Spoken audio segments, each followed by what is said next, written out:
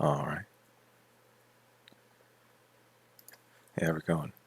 Quiet beginning. But the sound is there. Remember, I turned off the music.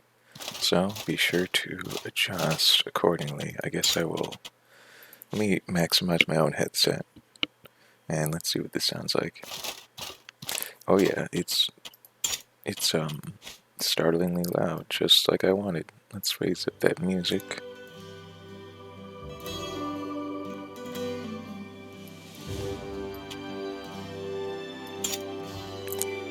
Okay. And now, I don't know why I subject my precious, finite, little ear hairs to that. It's for you. Anyway, so in my last adventure, I took this exceedingly awesome golden electric lich-themed greatsword for a ride through a sort of haunted fortress, and it did pretty well. I had an especially good moment where I executed a perfect sidestep counterattack, so to speak.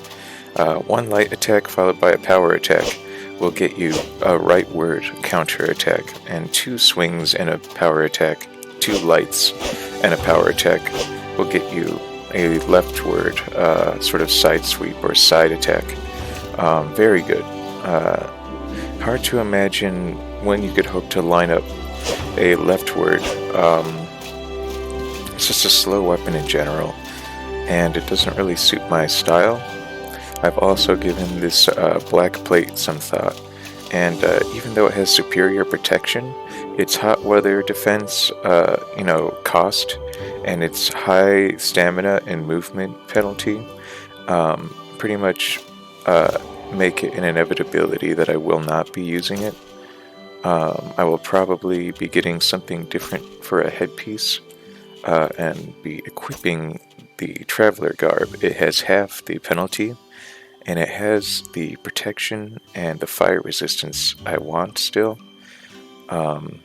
And it's fire resistance, mind you. I don't think the black plate had any elemental protection.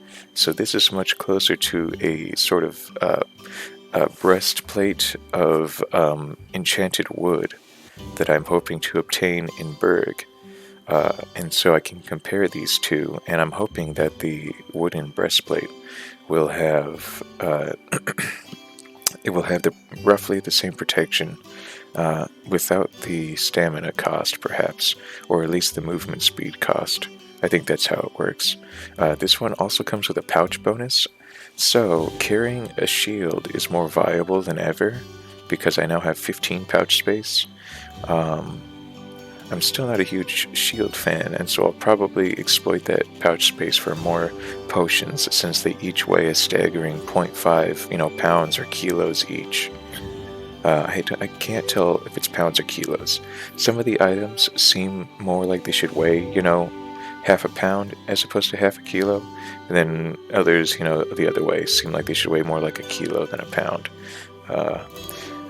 So anyway, not to delay much further, I can't even walk the 3 or so paces to my chest. I have to exploit an animation thing where, in the time it takes you to throw the backpack onto your back and complete that animation, you can walk a short distance, and then you are immobilized once more by encumbrance. I consider this equivalent to dragging a bag across the ground. They don't have an animation for simply dragging it across the ground, so if you're truly this desperate, you can cover a non-zero distance. Spacebar. Okay, hold up. I don't think we're going to be adventuring with a Gold Lich Claymore. This thing is insanely destructive, and I'm glad, I believe his name was Star Muppet on Twitch, reminded me how to make it. You combine it, like I said, well, you already saw in the previous episode. Anyway, put that away. No. I forgot I wasn't accessing my chest. Okay, there we go.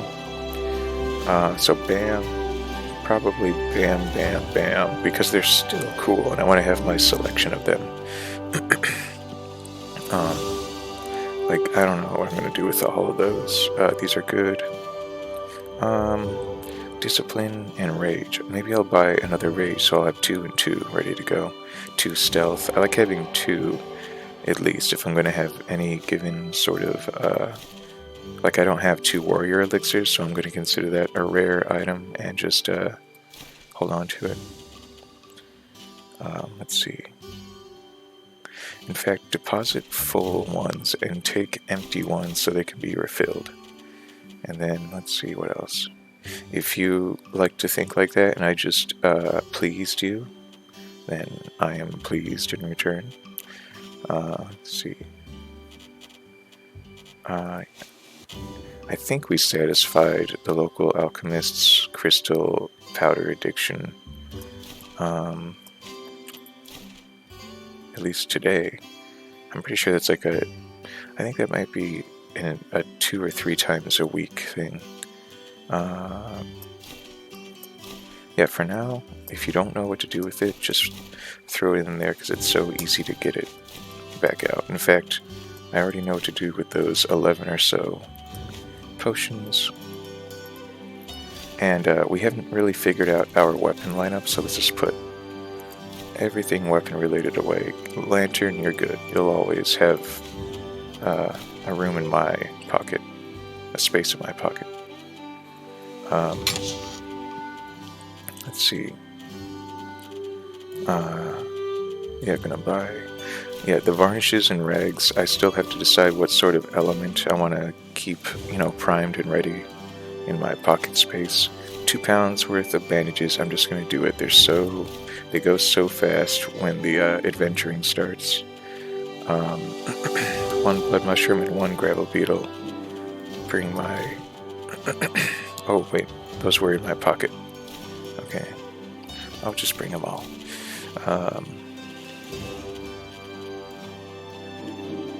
Gonna sell it. Not gonna use it. Crimp nut. Oh, I wonder. Do I have? Yeah, I don't. I guess just hold on to them. These things are hard to get. In my experience, I only found 1 crimp nut in like a extremely dangerous dinosaur lair that we will have to revisit if we want to get that sort of upgraded fang axe that does severe bleeding. Let's see. I am tempted to make electricity protection potion. I think that is done with a mere firefly powder and some water. It might be that easy. So I'm going to try it out. I'm willing to sacrifice a firefly powder if I'm wrong. It's just like diluted firefly powder, and you gain resistance to electricity. Very handy given how much electricity. I kind of like it in a sense. Electricity has been a typically rare element to encounter, and so for that reason it's usually been my element of choice because enemies don't see it coming. They're usually not naturally resistant to it, and they usually don't shoot it at you, so that's what I would choose in Elder Scrolls games a lot of the time, be it a shock mage, an electromancer. Your projectiles travel faster. Combine Astral Potion with Ghost's Eye.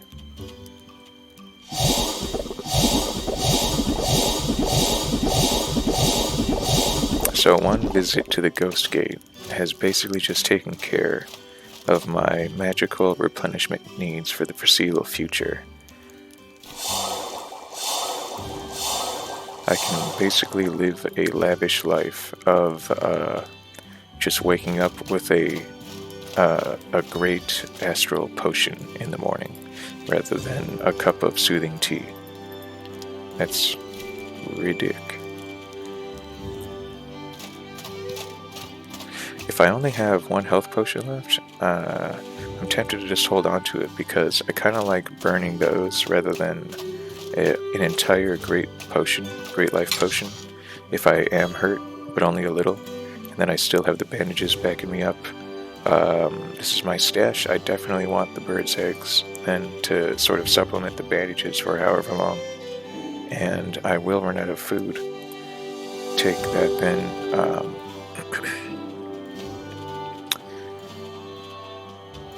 What else?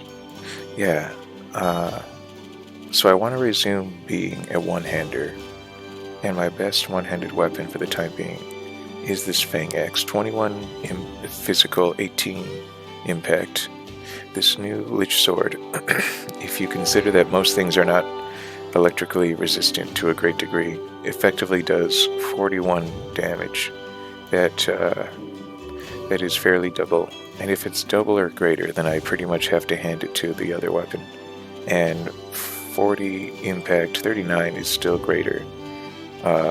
Its attack speed is only a little less. Its durability is tremendous. So I don't know. Is this how I'm gonna do it? I wonder. You're gonna hear it go mute. No one's gonna be. I don't think anyone's gonna be watching what I'm doing right now as I'm accessing Twitch.tv to see one of my, I don't know, 3 followers has anything to say on the matter. Probably not, but in the meantime, I can give it some thought. The name of the name of the city. Oh boy, do I have to mute my own stuff? Yes. Mute. How paradoxical. Yes, nothing to report. Okay, it's fine. So, I cannot hold my beloved lantern in my offhand. I cannot hold my trusty sidearm in my offhand.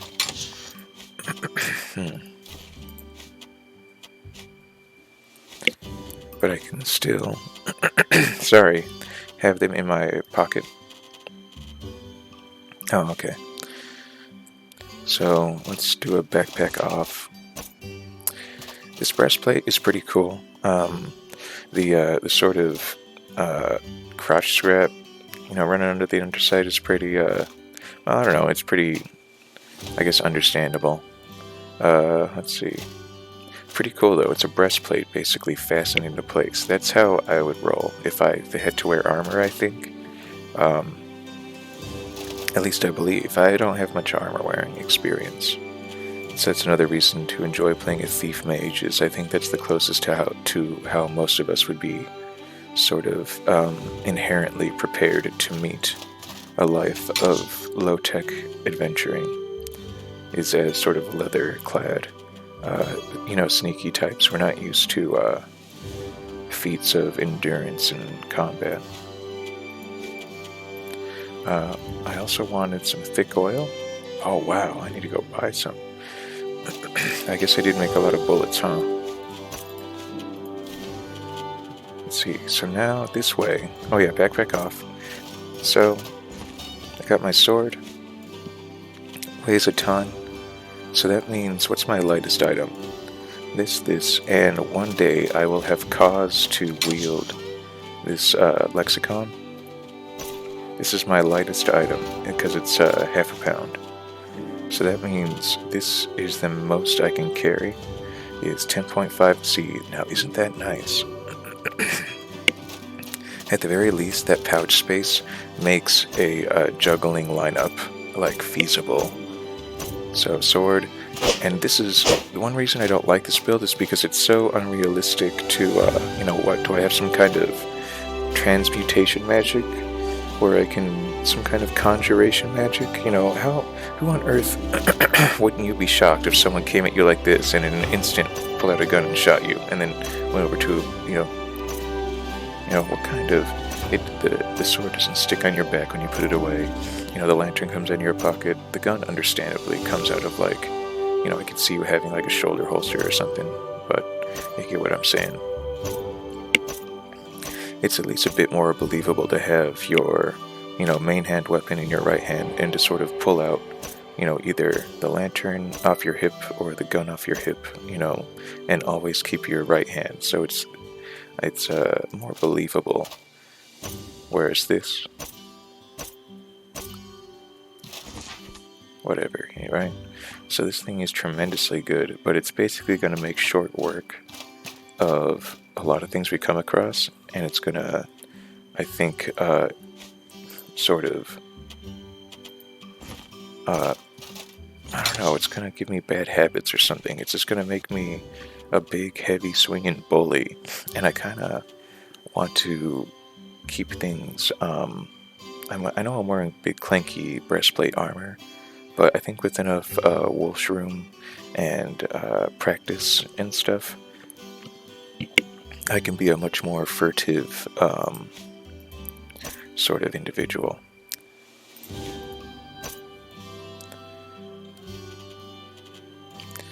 But I'm going to keep the black plate.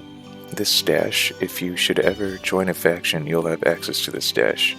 Unfortunately, my insistence on not joining a faction until near the end of this entire Let's Play basically means that I'll always have to come back to Sierra for this stash. Anyway, we've wasted enough time.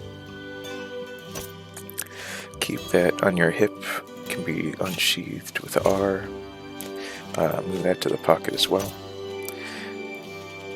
I'm just going to get used to carrying the lexicon in my pocket. Let's see. Welcome back, Rondel Dagger.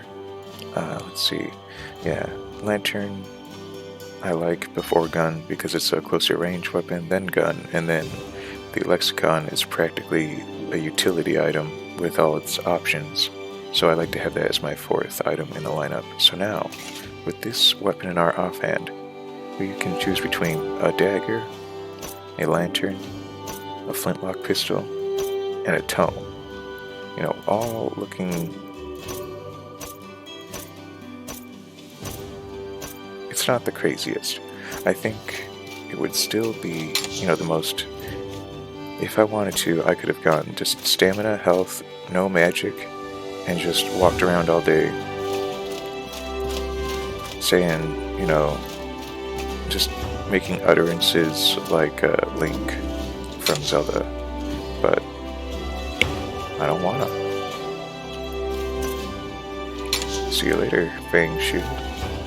So, I am... Oh, okay. I was gonna say I'm flabbergasted. I don't have more, These things go so fast, the way I play. So, these things probably go so fast.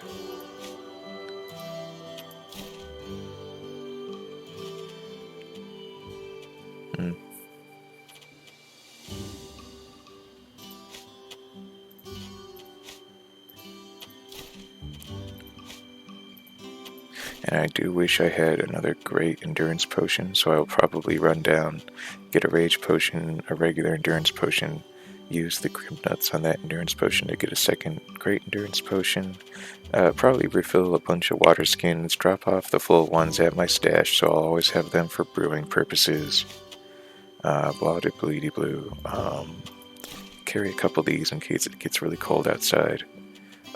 Speaking of cold, it's good to have 5 or so linen cloth. You never know when you need to make a torch or a trap or something. Speaking of traps, on and on. But I do love just sort of running down my mental list the same way I would if I was going to go camping, which I may. I mean, that's the thing to do in the midst of a pandemic. Let's see. Is there anything I can fangify? Do I even want to? I don't think so. If I could get another one of these, I could make an even better axe than the one I have right now. Just get this out already. Didn't I say I wanted to try making that stuff? Oh, okay, I did. 4 star mushrooms, 0 turnips. Yes, some linen cloth.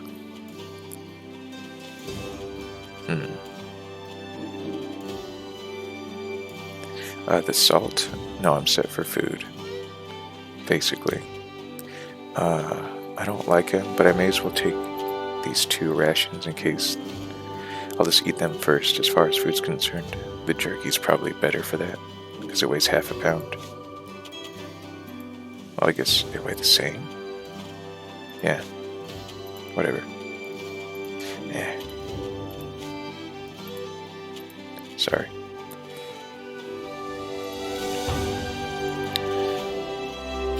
Yes, and then I'll decide what sort of temporary weapon enchantments to bring.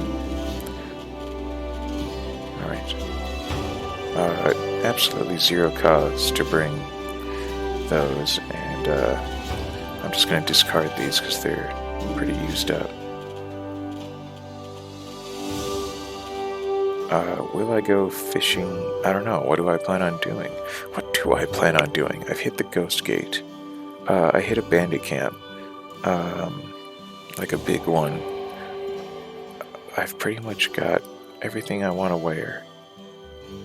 And I've ransacked so many places. I've really gone on a warpath all over Chersonese. Do I want to leave? And if so, I would want to prepare my backpack for a trip that I might not be back from for a long time. An extended trip pack. Okay, that's worth considering. For now, however, let's briefly experiment with making a electricity protection potion. Carry along, like, I don't know, 1 poison varnish and 1 frost varnish, because they last so long.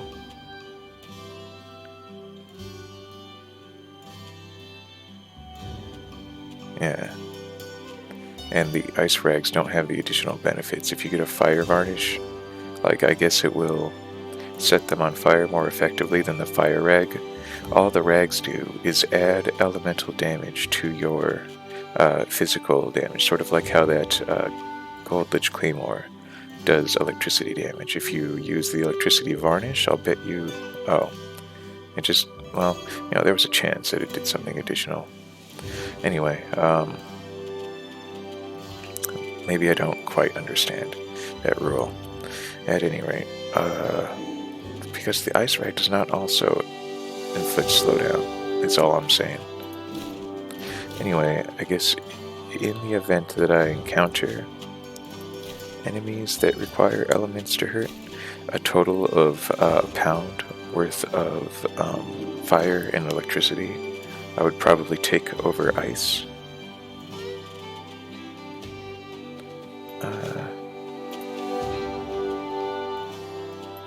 Or maybe I'll do like...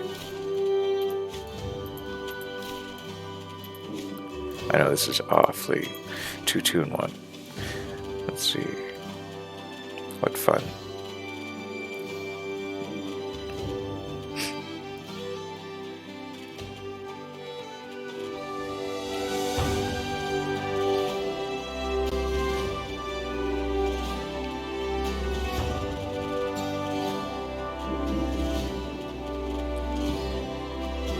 Okay, fine. So, getting used to this. Yeah, what's gonna go on the head? The Amalite helm is probably what ought to go on the head still.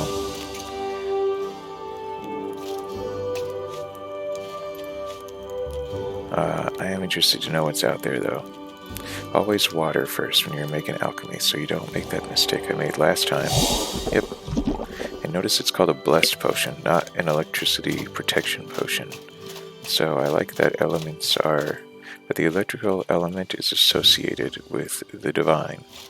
And it's not just a I don't know, a belief system. It really is. If you join the Holy Mission, you get a lot of electrically themed, bonuses and stuff. A lot of blessings. So I guess a lot preferred the electrical element as well. I like his taste. I didn't much care for Diablo, the game, as you can imagine, but I still liked the sort of random element of the electricity mage. Is there something you need? If it took like 200 damage to kill an enemy, your electrical attack could do anywhere from like 20 to 200 damage or something, whereas your typical fire or ice attack did somewhere in the neighborhood of 50 or something, consistent. So I liked that jackpot, possibility, especially since, against a bunch of little enemies, definitely inefficient, I think. But against a big enemy, fun to just hit them a lot and hope for that occasional jackpot, and elicit a reaction from your friends as you, always get. Now I have a complete set of padded armor waiting for me at home. So if I am going to travel, and I think that I might, find a place where I can, bolt stuff onto a padded suit of armor. This thing weighs 4, and I'm guessing the suit itself weighs like 8 or something, 5 to 8. Let's say 8. That's 12, 15 pounds total. So I ought to set aside 15 pounds just so I can take my suit of armor with me and drop it off and just be ready to make a complete suit of armor that's going to weigh even more, or perhaps hopefully less, but probably more. Let's compare. Let's see, padded boots 4 pounds, amylite boots 6 pounds. That makes sense. You just fasten something to them. So, with palladium. I actually forget what you can make using the padded armor elsewhere. And for instance, I was convinced you needed this padded armor to make the enchanted wooden armor set. But it's actually the sort of thing that you just pay a smith a lot of money to create. So that's mystifying. So what am I thinking of? What else do you need the padded armor for to bolt palladium to? This is a question, and I have definitely been frustrated by its answer in the past, and so for that reason I instinctually cling to every suit of padded armor I come across. At least until is there something you need? It's proven beyond a doubt that I don't need the padded armor anymore for its possibilities.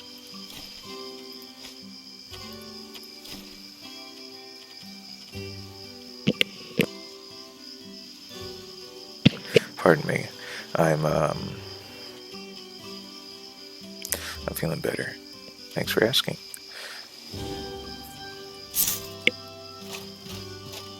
Oh yes, we wanted to hit the alchemical shop first off. Does she need Hey there! Let's see. Here's the plan. Oh, she's already running low on crystal powder, eh? Hey, listen! Yeah, I got you, sis. I'll be right back. In the meantime, I'll purchase a crimp nut. I don't need to make that many mana potions.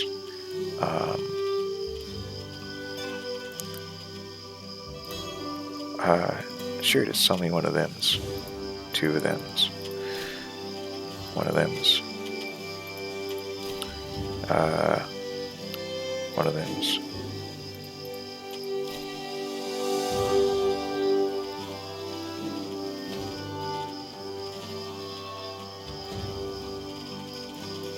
Okay.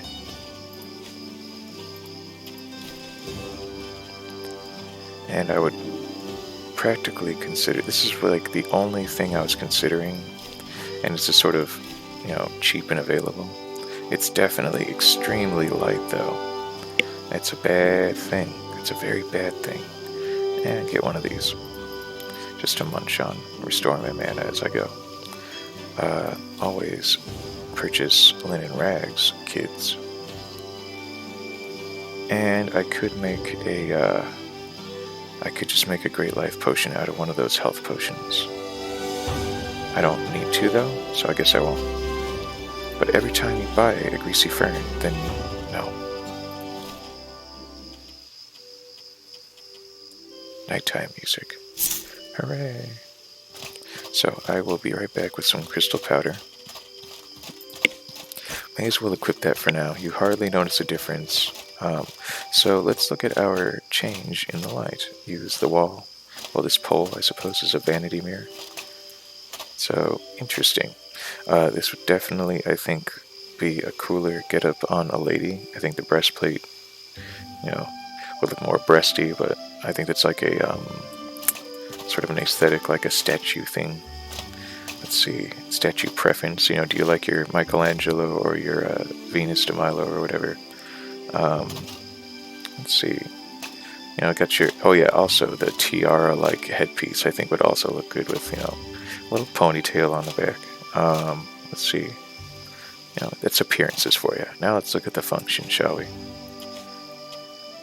So with my axe, and I don't think the stats take your dagger into account, do they? No. You have to assess your dagger to see its capacities.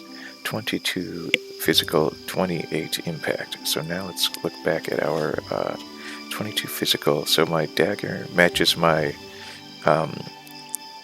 my axe, but it has like 10 more impact. So it's a sort of quick left with no combo that can really set someone back as if you just hit him with a sledgehammer.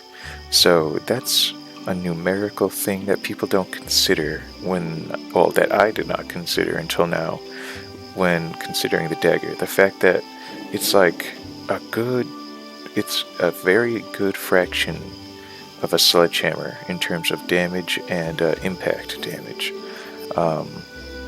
My defenses, I like how they're precisely 29 each. That's a fairly low number. I think blue sand armor, for instance, you'd be seeing like double this amount at least. This would be more like half again as much. This is still a great amount of protection. This is like definitely light armor, medium armor protection. I like having 25 fire magic resistance, 15 cold magic resistance, 5 poison resistance, thanks to my my Wind Cabal Shaman training. I still have no idea what the scroll and umbrella stats represent. I've got to carry blessed potions to protect myself from electricity. That's why I made them. My cold weather defense is actually quite good, but I'll carry the warm potions just in case. And my hot weather defense is actually quite, up there too. And to a degree, it is augmented once again by my passive bonus of weather tolerance. 8 of it is accounted for. So 21 minus 8. Gosh, how embarrassing. That's like, 13 total equipment. And then 24. Likewise, 12. Yeah, am I going the wrong direction? 16. Yeah. And then 10% mana penalty. Oh, no, 10% mana, bonus. If it's white, if it's red, it's a penalty. If it's white, it's like a discount.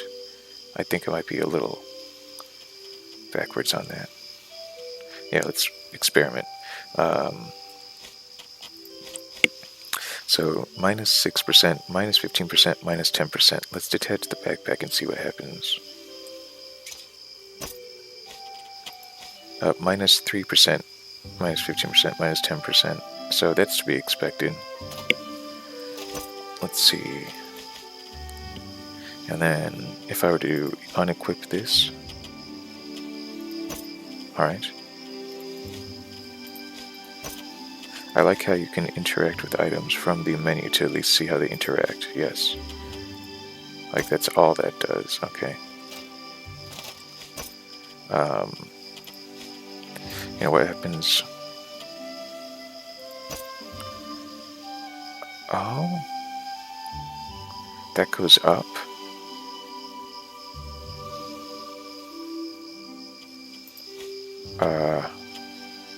Oh, probably because I'm not overburdened. But still, I'm just kind of getting my head around the math, I guess.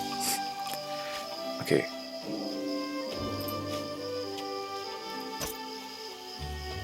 Uh-huh.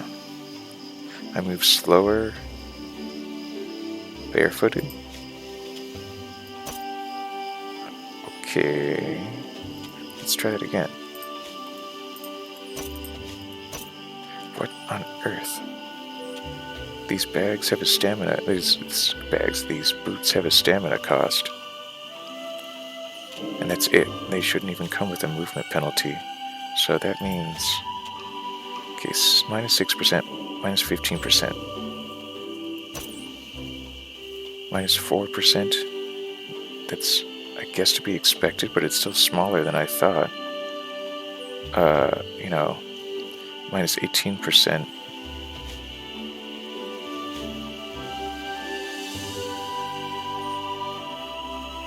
Stamina cost, but it keeps going up and it's white.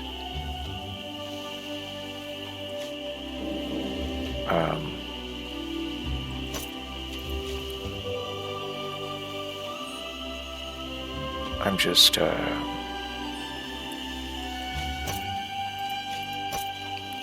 this is how we're operating. And so, movement speed is reduced. And so far as I can tell,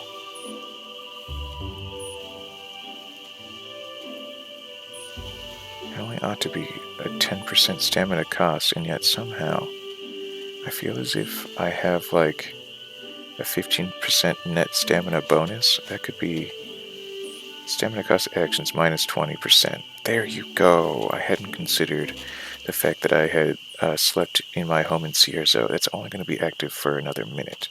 So I've been confounded by this blasted, passive bonus from sleeping in a stupid bed for so long that I'm frankly happy to see the bonus sort of wear away.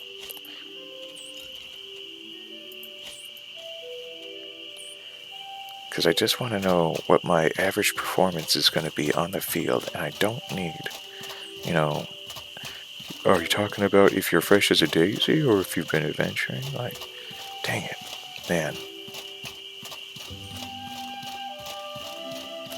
Anyway, I guess we're going to do a little alchemy, get the alchemist's crystal powder for her, and I'm so happy I have more strips. Is 5 traps really enough? The book by Gernward011.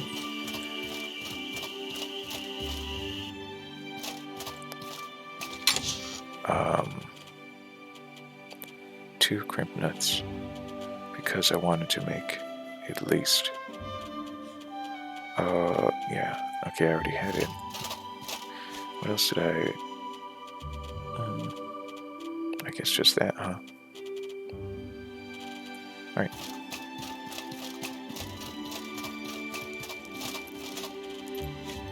Endurance potion plus crimp nut equals... Great endurance potion. Hooray! Anything to be done over here? I don't think so. Yes, so the helmet is definitely the weak link in this lineup. I am thinking that, let's compare. 1 protection, 0 protection, 9 resistance. That's more than double the resistance of this headpiece. Elemental cold protection, 0 elemental protection. Cold weather defense 5. This one has no cold weather defense, only hot weather defense. Damage bonus, nothing to speak of in that respect.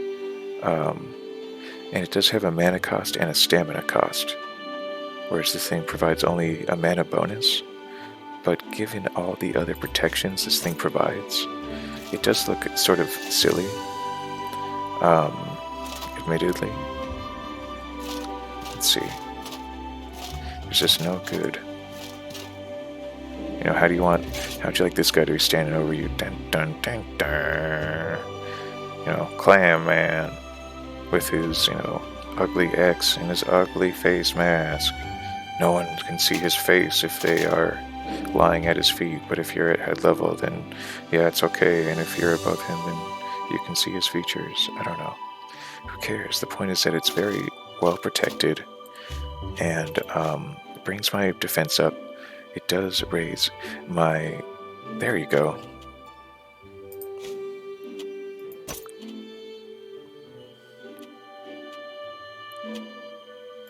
Whereas -6, like -5, -10. Wow, so sleeping really, really helped. But I think I prefer it this way. I gotta know what I'm dealing with. And then, so let's see. 6, 5 plus 10. 6, 7 minus 15. Don't have too much mana to begin with, but the percentage decrease, I think, basically means that is pretty much negligible, let's say.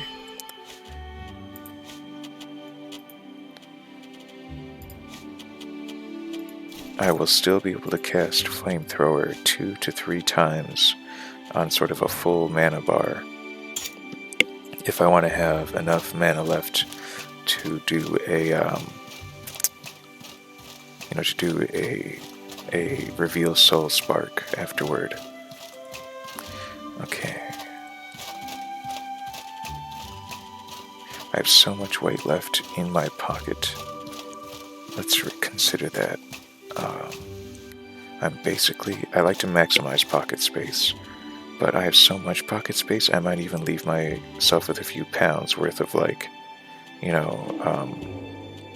just, you get the idea. But let's move these to my pocket so I can have, whoa. There we go.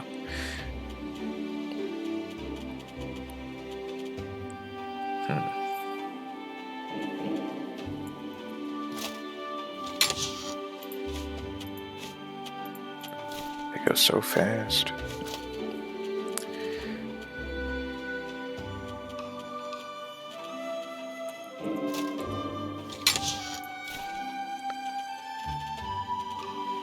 Anything else? Oh yes, bullets. 12 in my satchel, another 12 in my pocket, if you please. Sure, another 3 in my pocket. Let's see, what else? I don't need that. What am I dealing with now? So much space left. Shall I take perhaps maybe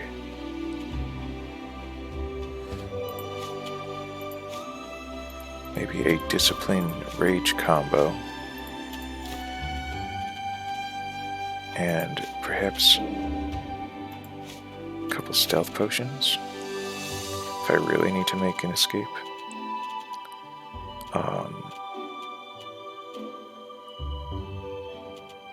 Still so many pounds. I have 4 pounds. That's good enough, isn't it? What the heck? Flint and tinder whenever I want. Cool. I like having so much pocket space. Thank you. And I still like that my equipment, my armor, my breastplate is what's providing that pocket space. I think adventurer armor we might actually have, and I love how you get cold and hot weather defense out of it.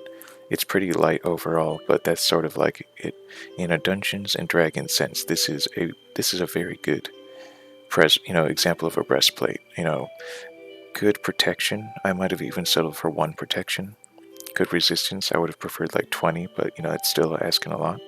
Fantastic magic fire resistance. The fact that it provides any sort of elemental protection is wonderful that impact resistance could stand to come up, but I suppose it is just a breastplate. And yeah, movement, stamina, pouch, it's all so good. Ammolite boots help me do more damage. Yes, this is good. And finally, yes, I will accept the Ammolite helm for its drawbacks, but I am looking for a new headpiece, I think. Ideally one that does not inhibit my mana.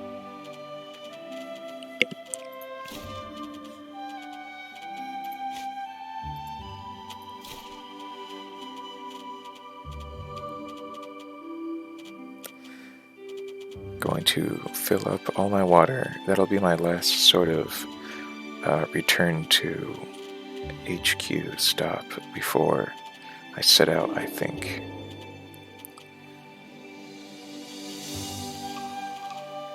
Okay. So much time spent simply preparing. And you can imagine how much time I spend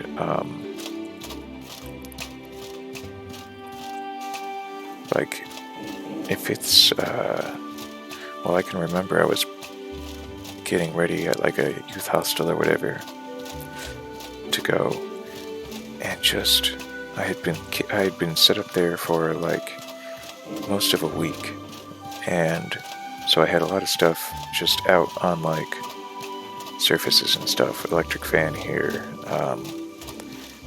you know, a bit of clothes on a corner of a bed there. And so, getting everything accounted for and is there something you need? Ship shape took me like 2 or 3 hours, and it didn't totally surprise me because I gave myself, you know, ample time. But my goodness, I take too much enjoyment in the sort of, Hey there. you know, considering of the, you know, potential for greener pastures, I think you could say. Definitely a thing I should abstain from in the workplace. Definitely to be indulged safely here. But overall, indecisiveness, a sort of dwelling fascination, a bad habit to be discarded. It's just, you don't want to make a bad decision, but you have to make a decision, because no decision is still a decision. No action is an action. I'm pretty sure that's all of them, but let's just... This animation is, frankly, easier than checking my water skins. Alright, good. I'll bring maybe a couple, and then I can empty one out if I need to, empty them both out if I need to. But I prefer having like 12 servings of water. I mean, I guess some people might smack their foreheads and just say, Garrett, just empty them out as needed and fill them again as needed. But they weigh 0 pounds, so why keep them full? I just like to come home and have like 1, 2, 3, 4, 5. That's 25 like servings of water when I go on an alchemy brewing tangent. I think people can empathize with that. I really just wish there was, you know, I live at a lighthouse near a desalination plant. It's like I live in a municipal building. I ought to have like running water. Granted, I live at the top of a hill, so it'd be hard to force that water up. But we live in an age of magic still. What was I? That's right. Got so much water. 1, 2, 3, 4, 5. Okay. Less than half full. I usually like to go, you know, a third or a quarter full. But I brought ample food and potions. And so this is finally a good adventuring get-up. Now the question becomes, adventure to where and why? Let's go speak to Edo briefly first, because I showed you the Wind Cabal Shaman skill tree. Effectively, it is sigil heavy, I believe. It can be. Let's see. the Philosopher Chakram wielding class can draw, I believe, an ice sigil on the ground, and those are powerful. The Wind Cabal Shaman is the only class apparently that can draw an air sigil, and those can do the most damage of all, I believe.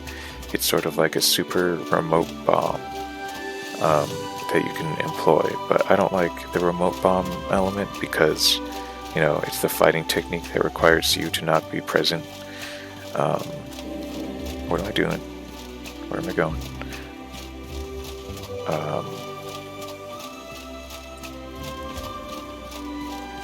That's right, Eto, okay.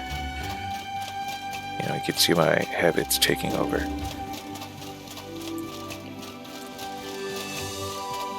So...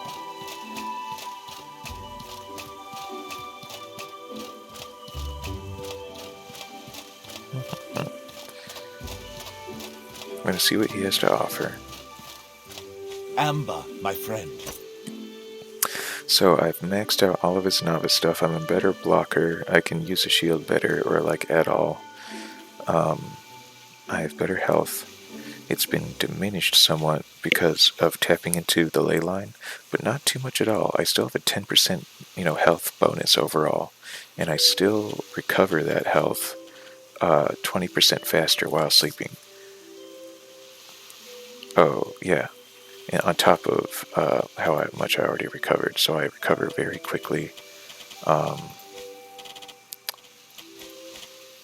Let's see, my stamina I would love to improve.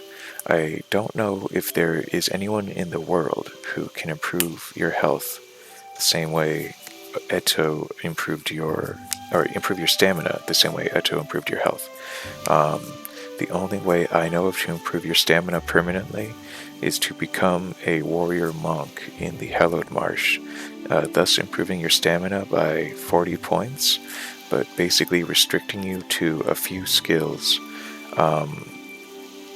that are all physically related, which all help you do more physical damage, and which all end up burning your total stamina, and so you've really got to stock up on the super endurance potions and the bitter spicy tea, and have plenty of water, because it's a very stamina heavy class, but I think that that's inevitable. So to double down on that and get a stamina bonus on it and have one class out of 3 that's very physically oriented is, I think, extremely wise, and to do it this early on Amber, my friend. would be a good idea. This guy represents the Spellblade, which is frankly like one of my favorites. I think a lot of people dismiss it as an early easy choice, but I think there's a reason they provide it early on. You get bonuses to your health, stamina, and mana by 15 each. That comes out to 45. That means you get 5 more points than if you got the 40 stamina purely, but 40 is a lot of stamina. So total 45 attribute points. What would that look like? This is back up to 125. This is up to 100 now. Hallelujah. And this is 75. I love those numbers, 125, 175. That's awesome. And then on top of that, Amber, my friend. I can choose to, for only 15 mana, I can infuse my blade with either fire or ice, and I've discovered that whatever element you infuse it with will also heat or cool you, I believe. And so it's great to go into a winter's day with your weapon enchanted for heat and use that instead of a torch, that sort of thing. Or to have your enchanted blade in one hand and your torch in the other, and the 2 heating effects might actually stack if that's what you need. Same with cold. How nice to have a cold torch that keeps you cool, and a cold weapon, or just a cold greatsword so you don't have to carry the cold torch. You get the idea. So that's just for starters. Are you a fire Kazite Spellblade or an ice Kazite Spellblade? Don't forget Frost inflicts slowdown for like 20 seconds or something. That's crazy. On each swing. And you do frost damage. Meanwhile, the fire damage inflicts burning, which is sort of like poison. And so, oh, you have to cast the boon first, which we only have the cool boon right now. So we'd have to cast cool boon for like 15 mana, I think. Then we'd have to spend another 15 mana to turn that cool boon into a frost infusion. And then we could do frost damage and do slowdown. And then remember, if we became a Wind Cabal Shaman, that would improve the effects of our boons by 50%. And so now, presumably, the cool boon, I don't think the improved cool boon becomes a improved, frost infusion. But it would be cool. Fire infusion likewise. And then finally, you can either strike your shield with the enchanted weapon, setting off a sort of blast, sort of like what the Frost Mage can do when she extends her arms really quickly. It's extremely devastating and cool. It only costs 11 stamina, only takes 30 seconds to do. So that's, or 30 seconds to cool down. That's cool. But 30 seconds until what? Until you cast cool boon again, and then cast weapon infusion again, and then do another gong strike. So, meanwhile, this one is fairly broken by comparison. You do a cool boon, then infuse it, and you shoot the projectile. It does not consume the boon or the infusion. You just can fire it as long as you have mana. Every 10 seconds. How do you like that? So you don't need a gun practically. You're just using mana instead, and just flinging it until you run empty, and then you can just chug a potion and start flinging fire bolts again.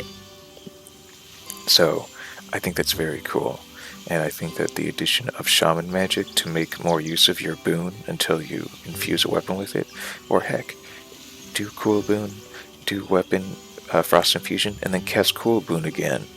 Have it stacked and ready to go, and then if you do gong strike, do another frost infusion, and then you have another gong strike ready to go.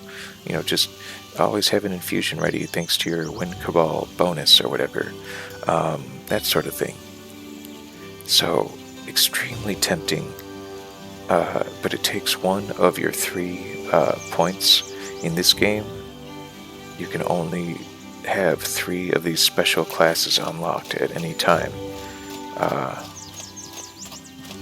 So, I think I'm going to increase my skill level by not benefiting from the stat bonuses of a sort of advanced skill tree at this time. I'm just going to become a sort of bard, a well-traveled jack of all trades, and I'm going to see, how I want to beat the game. Spellblade Shaman is a powerful combo, and Oda is actually looking at becoming a Spellblade Shaman. He wants to go visit the hermit through the Ghost Gate, and he's already a Spellblade. Many people have presumably already tried it out and could tell you, how it gets boring or something. So I want to have the opportunity to explore a bit. Alright. We're so tired just from me running my mouth. That's too bad. But I felt like, I think it's because I'm sort of warming myself up before a real trip. I think I've gotten just about everything I want out of Chersonese. And there are 2 things to do. One is just to leave the region outright, and the other option is to do something that you would only know to do if you had played the game before, and that is to avert a catastrophe. So if you're not into spoilers, then for the next 20 seconds, turn down your volume, starting now. Vendavel to the south, which has already been alluded to, is going to destroy Chersonese at some point. If you are not there to invade effectively, or at least infiltrate Vendavel and eliminate, basically everyone, but specifically the 3 or 4, sort of warlords who are orchestrating the whole thing.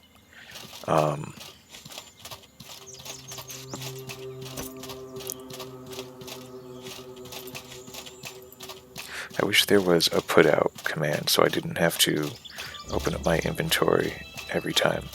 I do have a couple pieces of bread at home, so I guess I'll start gathering berries for a tartine. I'll need like 8 berries worth. That's easy enough. Just get that, out of the way. Yeah, see how many ochre beetles I can carry or collect before I achieve 8. 1 so far. If n equals 8, how many ochre beetles will it get? We're already halfway there. We've only got 1, so 25%. Although n ought to equal 100 if n being the number of gaberries picked. So if you pick 200 gaberries, I'm told that is the minimum. 5 and 2 now. 200 is the minimum if you want to get a good quantitative statistical analysis. If you want to know if people like your drawing, ask 200 people yes or no. And you'll have as good you may have, you would have to be 200. Like, you couldn't go to an anime convention and ask 200 people if they like your anime drawing. You would have asked 200 people, like, on a city street, on a city sidewalk, if they liked your anime drawing. And then you would have practically as good a collective answer as if you asked 2,000 people. But 2,000 would still be arguably better than 200. 200, I'm told, is just a sort of statistical minimum, and I don't know how it was determined. The answer is probably mathematically, and that boggles my mind, but math is pleasantly mind-boggling, but I confess to a sort of, early ingrained loathing for the sort of shame and disappointment, performing math under pressure can, instill. So, but, get over it. Everyone's got their childhood traumas. You need that math, and you need that sort of compilation and let's see, what's a good term? Like that compiling and processing capacity, that intuitive sort of nonverbal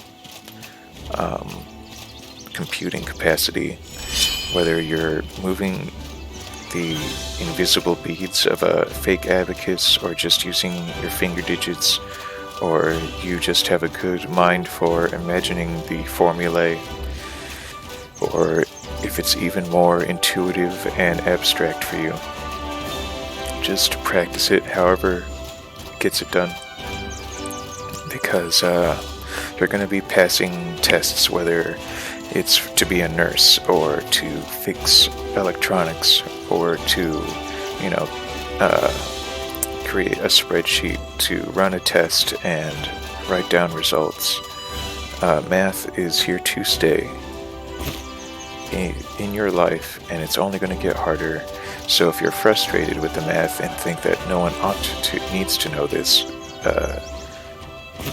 I guess I'm just here projecting, reminding myself as well that, you need it. And while it is fun to follow a narrative like this, I will probably try to start working more and more, of my personal real-world progress into this. Perhaps nothing too revealing, I should hope, but something that you could benefit from and enjoy, because what I enjoy from all of my friends is their knowledge and their happiness to share it, both as an interest and in the capacity as a sort of informal educator, but in altogether benign, friendly, and they enjoy the revelation of what they're saying when it hits, that sort of thing. They're looking for the spark. They're not just looking to show what they know. Let's see. Looter armor. Gotta keep the torch lit. Yeah, it's very cheap. Who cares? I think it becomes linen cloth like everything else, yeah. I need that more, frankly. What else have I acquired by now? Plenty of beetles, happy to say. 5? Have I really? maybe I just didn't boil it down. Anyway,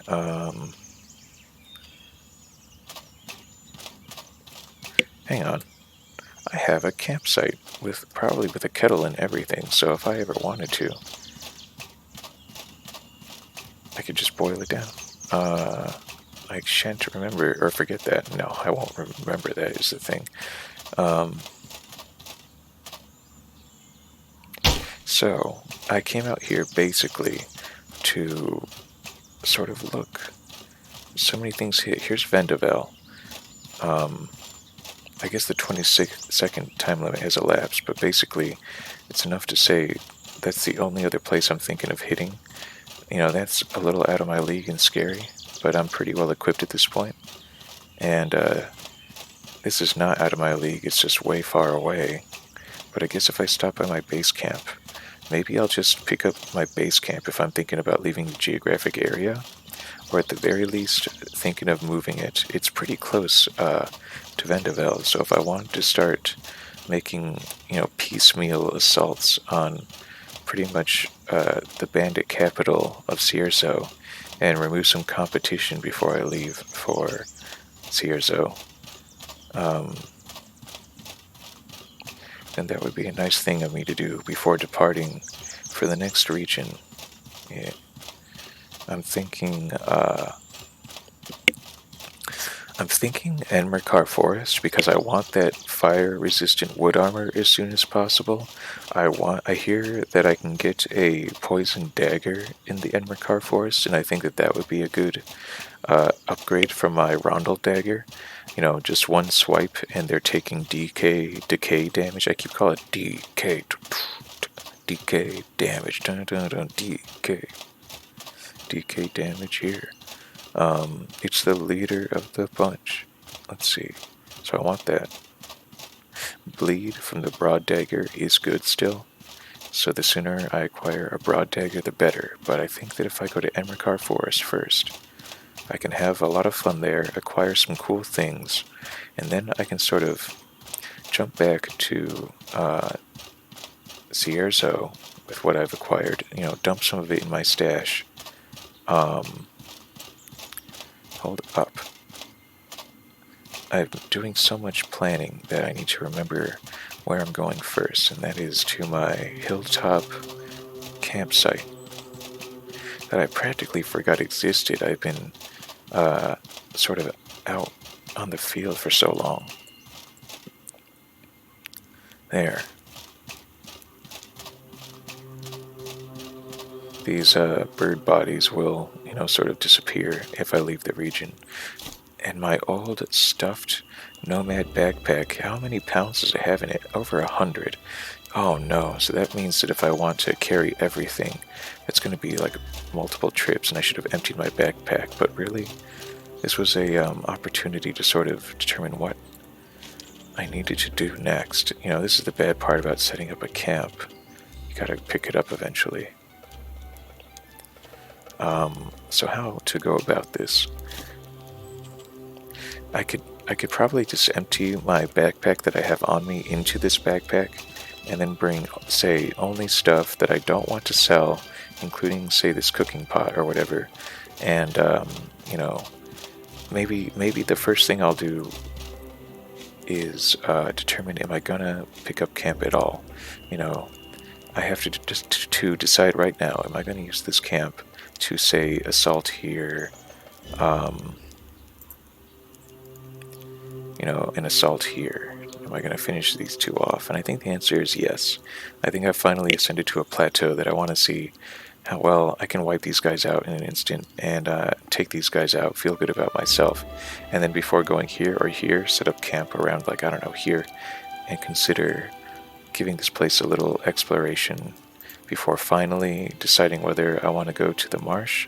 But it's probably going to be here, just for the stuff it offers. Come back, hit the marsh, come back one more time later on, way later on, I guess, and go through the forest, dilly-dally perhaps, and then into the desert, dilly-dally in the desert, and then see if I can hop a caravan to Harmattan, the last and latest of the cities. So plenty of wandering through Chersonese. Hopefully there are paths to go straight from Enmerkar to the Hallowed Marsh or something like that. But something tells me that as long as I am not joining any faction and thus obtaining sort of a residence with its own loot crate or stash crate, then I will have reasons to be coming through and dropping off my most precious acquisitions in CRZO. Sad to say, but this is a game about travel and sort of the droning, meandering element of one guy, me, sort of having this little adventure while you have yours, essentially. So, and boy, what a extensive adventure it's going to be. The rate at which I plan and execute, am I right? It just goes so much more slowly when I have to verbalize it. So I guess that just means that I need to economize my thinking out loud. So, one power coil. I really do wish. Okay, here's a good way to go about it. Okay. Pick up this bag.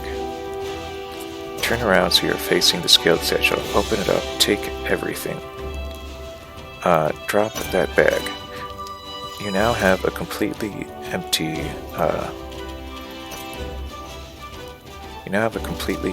scaled satchel. We'll actually put it out for now, because you can just stand near this lit fire for the same effect. Drink a little water while you think about this. Oh, what do you know? It's in here.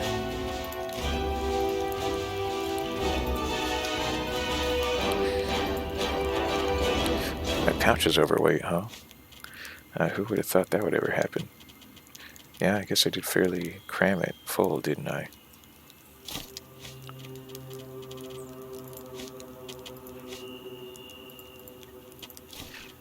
In fact, I don't think I even need that many. There we go. And then, I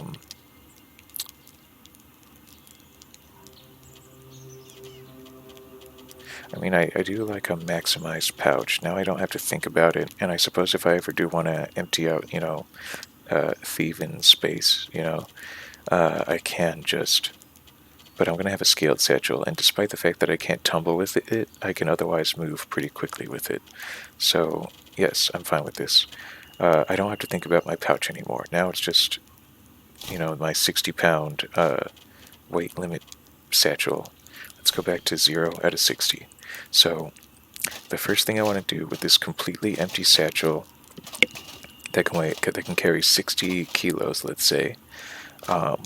Everything is now kilos. This is the episode 11. Gernward011 switches from imperial to metric.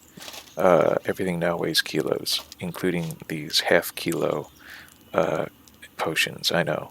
We'll just say that they're so dense with magical energy. Oh, I think the first thing I want to do is make a bunch of tea. Well, hang on. Do I? Because how much... I've never thought of this. How much does a beetle weigh? 12 is 1.2. They only weigh 0.1 each, whereas a tea weighs like half a pound. So, the more often I use these, the better. I shouldn't have made so much tea. This constitutes a tremendous amount of carrying, of burden or whatever, and the beetles, unrefined, though they degrade slowly, are much easier to carry. I practically want to sell off a lot of this tea. Anyway, for now, so don't brew the beetles. That was going to be the first thing I was going to do.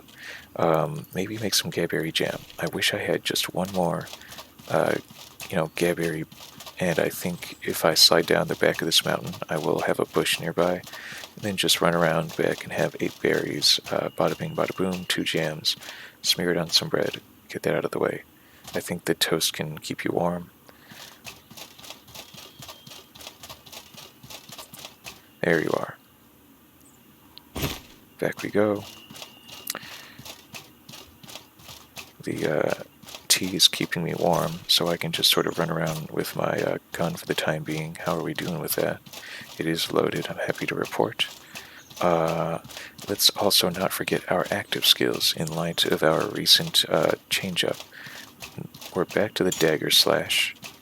And because we have the axe, we are back to the talus cleaver. I assume the talus is a part of your anatomy, your ankle.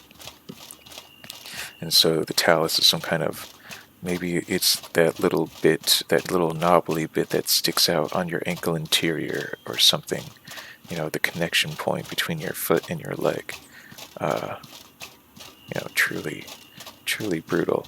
I think it just looks like a shin cleaver though, and I think that you're gonna really hate walking around and moving if your shin bones have just been each given like a nice deep, nick, like cut. That's just me. So now we've got that going on. I'm actually thinking of, on my next session, I mean, look at this is maximized. I'm actually thinking of, on my next session, giving myself another 8 or so quick keys so that I can make room for runes, which are another reason to go to Enmerkar Forest, so that I can obtain rune magic and start really making use of this spell book that I've acquired. I think that will make the Hallowed Marsh a lot more fun and fast, and that's great. So yes, Enmerkar Forest is my next destination, but I think, and it is so much so, that I think I'm actually going to leave these chumps. I'm going to pack up camp. I'm going to go back to Cierzo, like probably more than once, so let's actually sort of roughly remind ourselves where camp is. I think it is actually right there. I think the map is finally clicking for me.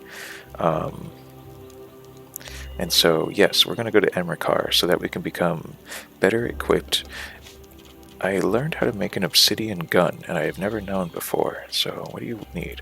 Regular gun plus obsidian shard. I think I know where to get those too, and it's also in the Enmerkar Forest. I definitely have palladium scrap and crystal powder. I might even be lucky enough to find an obsidian shard with an alchemist or a Soroborian merchant, so I already have 3/4 of this recipe. This gun does 57 impact, or 57 physical damage, 45 impact damage, and you've seen it operate. It does, it knocks them down. This one does 60 damage and 60 impacts. That's even better. And it does 25 fire damage on top of that, which I love tremendously, because not as many things are fire resistant in this game, I find. They have to basically be fire elementals to have good fire defense. So that's good all around. Holy cow. I want that. I want to make that. So, oh, that would look so cool. Alright, okay, berry jam. Don't I have the bread on me? Oh, no. I probably brought it with me, but it's in the backpack. I'm just disappointed that I can't turn a couple of kilos of bread into, that I can't make bread on my own. Anyway, no, I didn't bring the bread with me. Let's see. In all honesty, if I move these to the backpack and put this in my pocket, and I have exactly 15 pounds, and I have a thing that'll keep me warm. So,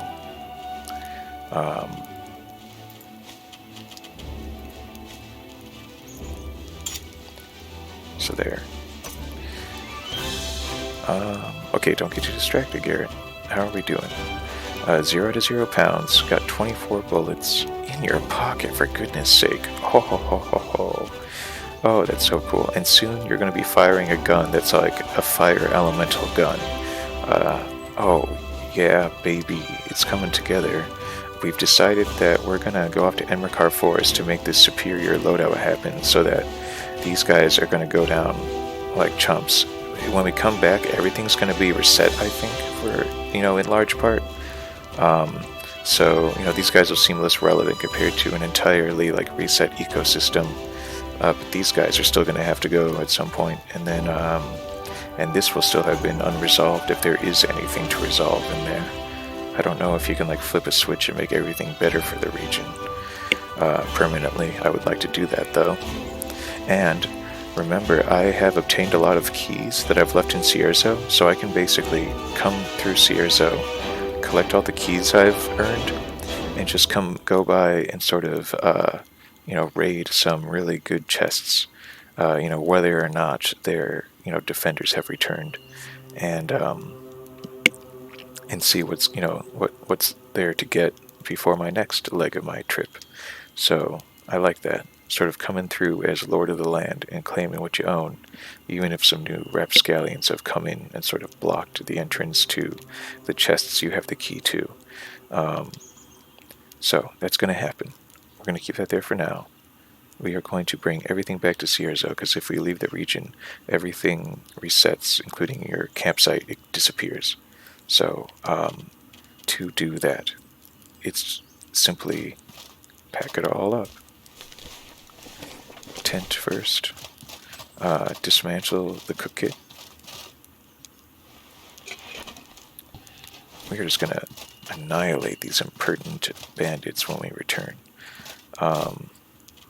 So, spacebar time, kids.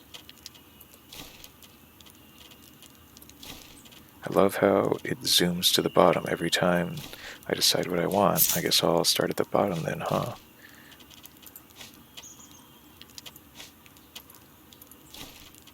Okay, good. Just basically go until it's at about 60-ish. Oh, for goodness sake. Ah.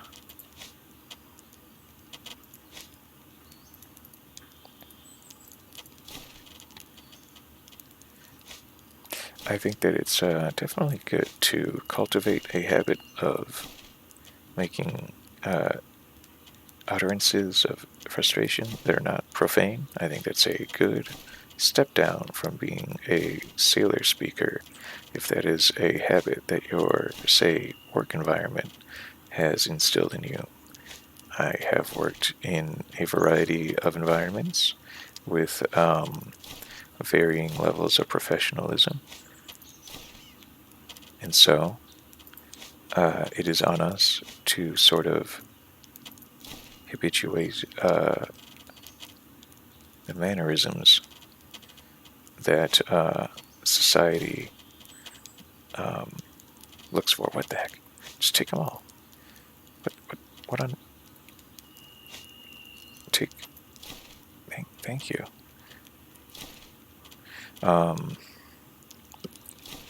Boy, listen to me. This is downright sanctimonious. This is why I like to talk about things rather than concepts. So let's see. What's a good place to start in that respect? There, that's 60. That's 60 red. Disappointingly. Let's see. Much. There. Let's go. Oh yeah, and she wants some of that. So take at least one of those along. Take them all? Okay. Who cares? Alright, so this is my first trip. Gonna try to make it fast. And how much poundage how many kilos does that leave me with needing to come back for? 77, so still more, but what we ought to do is sort of distribute that.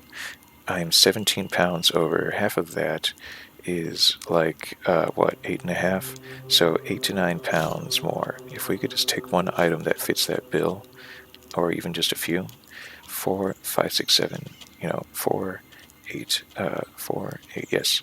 So I will take the harpoon and the boots there. Now where do we at? 70. And then let's take one more thing for good measure. So how about the bow? And we will actually equip the arrows on our waist, since that will make them weigh not as much. And then furthermore, no, we'll keep the fang axe on our hip. Well, 4 pounds versus 3 pounds. I guess we're going to keep the rusty sword on our hip, oddly enough. There.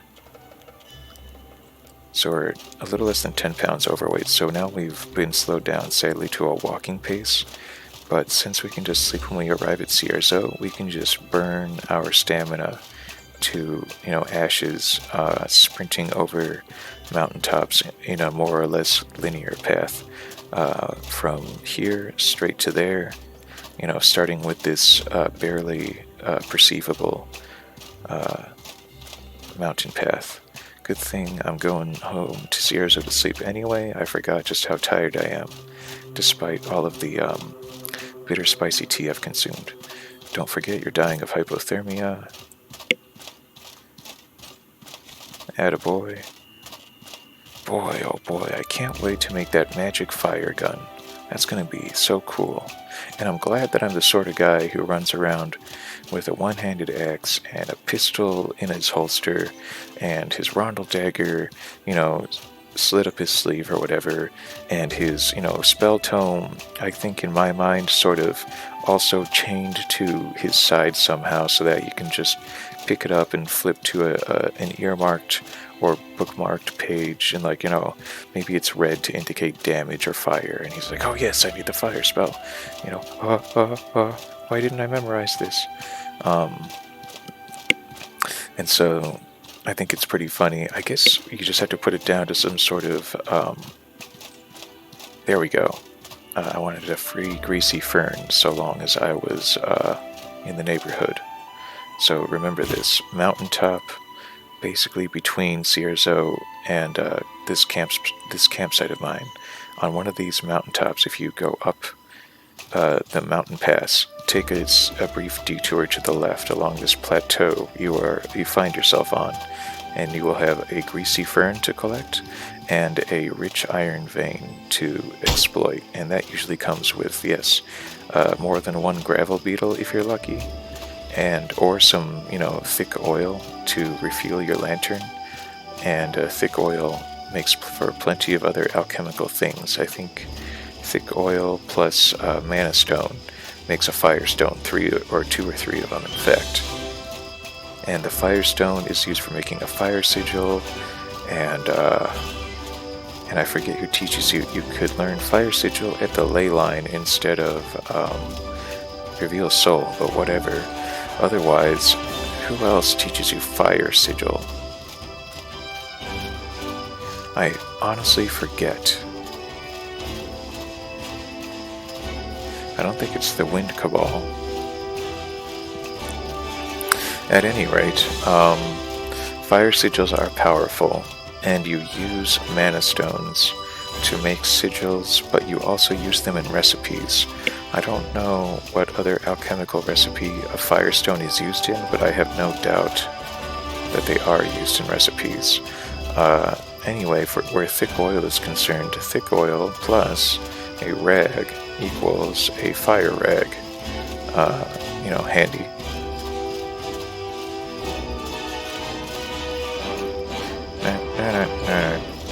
Okay, music, that's enough out of you. I do look forward to Enmerkar's music, but, it also loops.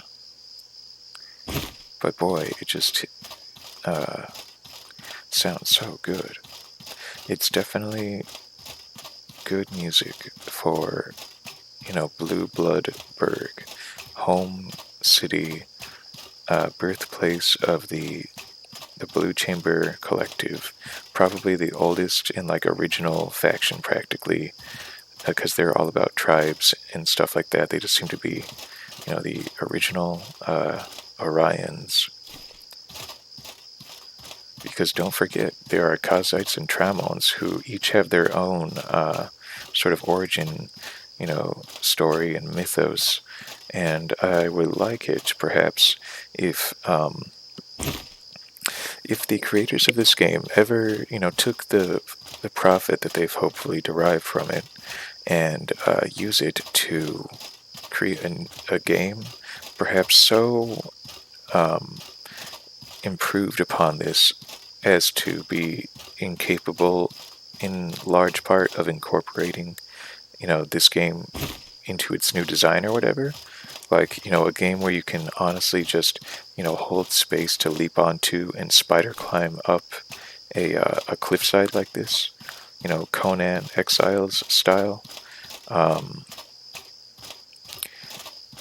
With more interactivity on such a level that it's unrecognizable, then you should absolutely have it take place in a foreign land.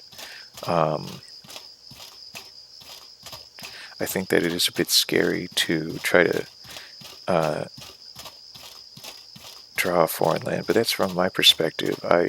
As a pale dude, I associate.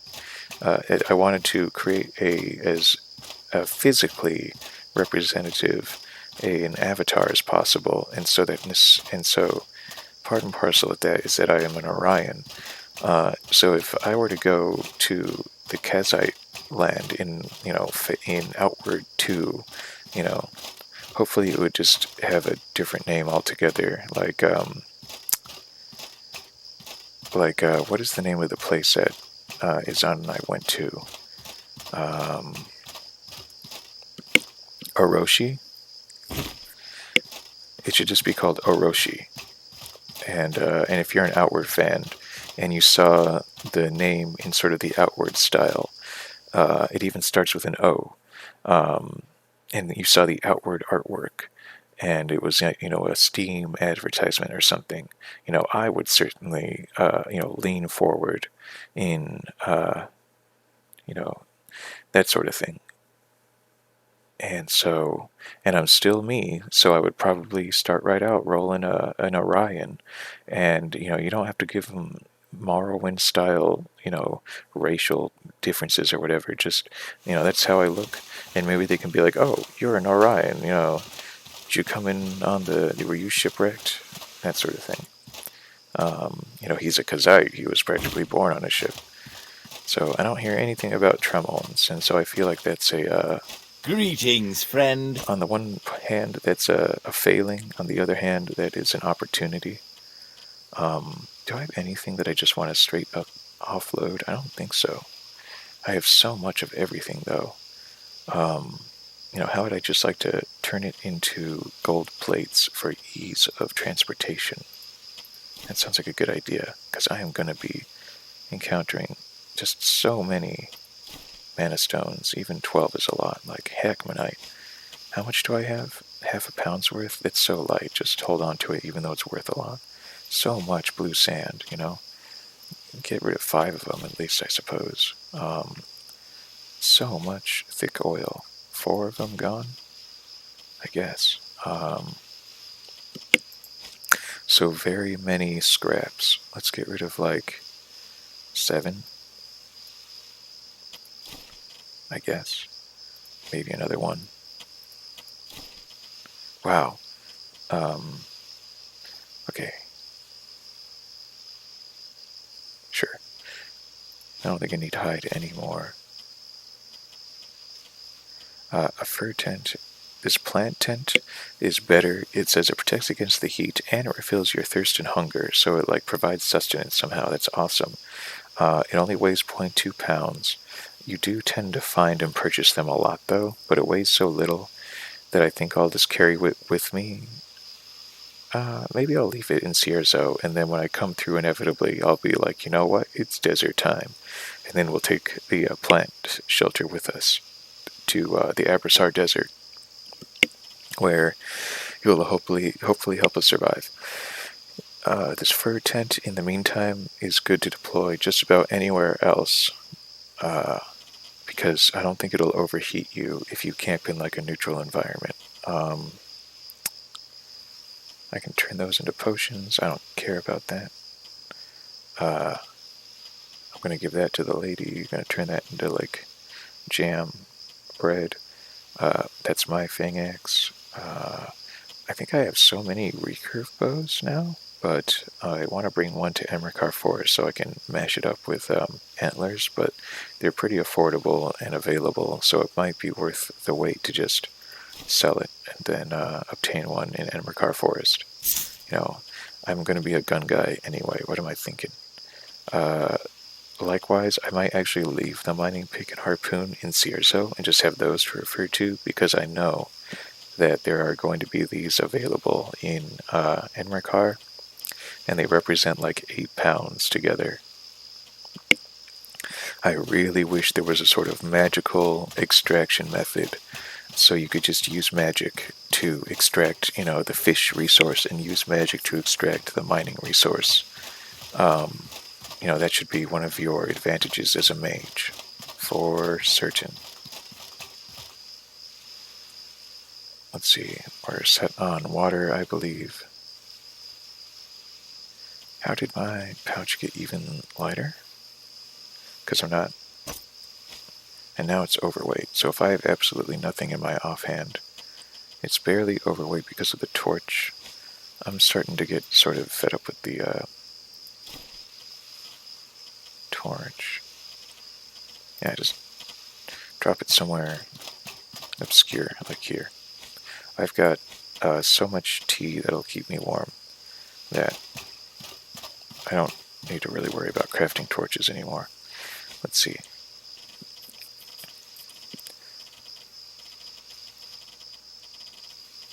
Fine. Okay.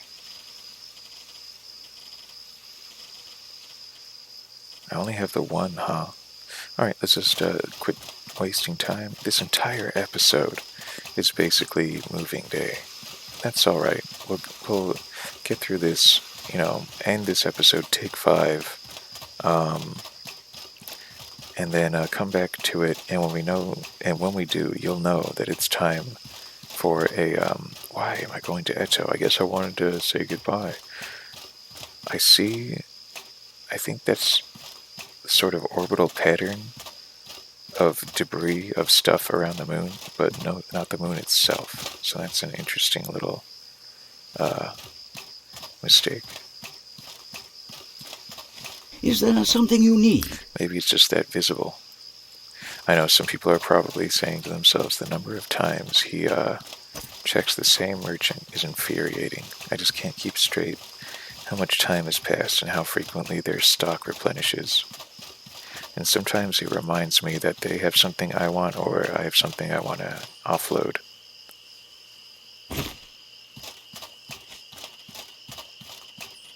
Oh, and you know what? I forgot to speak to the merchant, the alchemist, as long as I was nearby. And I have eggs. If she has any more crimp nuts, that's awesome. So I can make more, endurance potions or upgrade them even.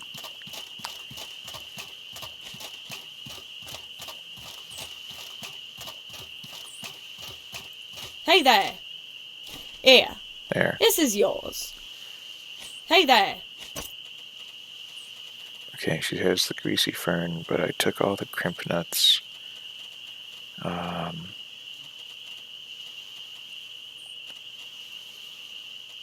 Okay, whatever, let's just go.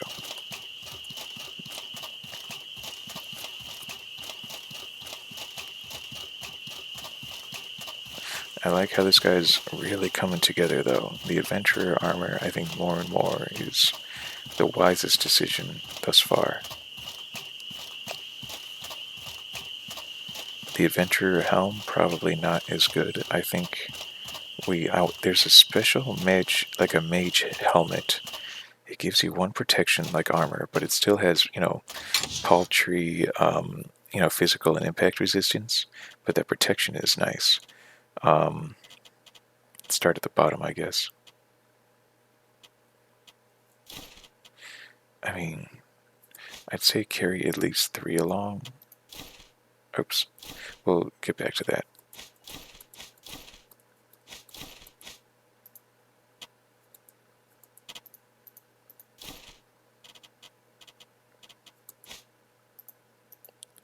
In fact, we're offloading everything effectively. This is strictly a moving episode. I'm not adventuring anywhere. And if we're going to do alchemy, we'll just pluck things out of the stash and do it that way. So, it's still accounted for. Am I holding... There.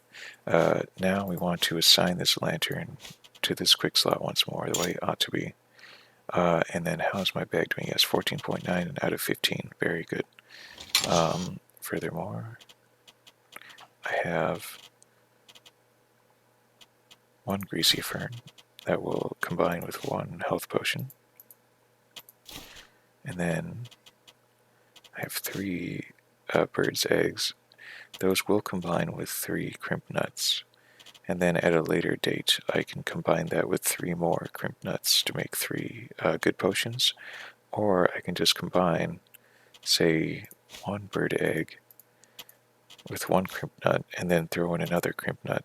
And then I guess do 1 more crimp nut bird egg combo. So I'll get basically 1.5 great endurance potions out of the deal. Jam plus bread, for the love of God, don't try to combine them in the alchemy station. I've done that so many times. I've tried to perform alchemy at the kitchen table and cooking at an alchemy station to, disastrous results every time. Never try to make a milkshake, at an alchemy station. Good. Gravel beetle. Do I have blood mushroom? Gravel beetle plus blood mushroom. They're cheap, so I'll go back to the alchemist most likely and just buy a couple more, make some health potions. But what does it even matter? They're fine. They're not going to decay. It's not urgent. I can make some mana potions now for whatever reason. It's not like those ingredients are decaying either, but I wanna. Let's see, the eggs are hard enough to come by, so I'm not going to fry it up for food. I have a cold torch. I don't need to make another. I'm going to end up probably bringing a suit of armor with me to Enmerkar. And then I might even bring another suit to, say, the Abrasar Desert, and another suit with me to Harmattan, and just see what sorts of things I can bolt to this suit with Palladium armor. I might be tremendously overestimating its compatibility with objects, but it's already been used for one, recipe, so I don't, I feel like it's basically under armor. I've said this so many times. It's just cloth armor that you fasten things to. That's the template for riveted or studded armor. So, and I think that's the intuitive, statement of this game. Let's see, back to alchemy. I recognize no other live-weedy plus, like, what? Insect chitin? I thought I had killed quite a few insects. I'll bet you I left the insect chitin at the campsite. But live-weedy plus insect chitin diluted in water, don't forget, gives you a stability potion, makes you harder to knock down. Phosphorescent leaves. You find these in the marsh, so we'll be happy to go to the Hallowed Marsh at some point. Also, lots and lots of firefly powder. It sells well, it's light, and it's useful in electricity, alchemy, among other things. So the Hallowed Marsh represents, rare and expensive alchemical ingredients. With the dinosaurs and the toxicity of the water, somehow it's like some kind of really active, like, bioreactor there. Almost all of the monsters and plants are just like more. You can just pick up a melon off the ground and bite into it, and it'll give you, like, enhanced, restorative or protective capacities. So if you're a knowledgeable woodsman out in the marsh, you can simply seaweed never goes bad, and it only weighs 0.1, so don't turn that into soothing tea. I have such a bad habit now, apparently, of turning light objects, some of which don't decay, into heavy 0.5 kilo tea, and then lugging that around with me. So be careful. Don't end up like me. Now it's alchemy time.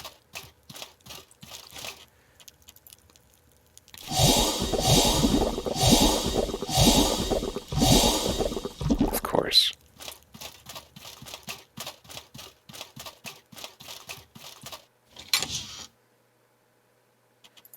Boy, am I glad I have water stored up.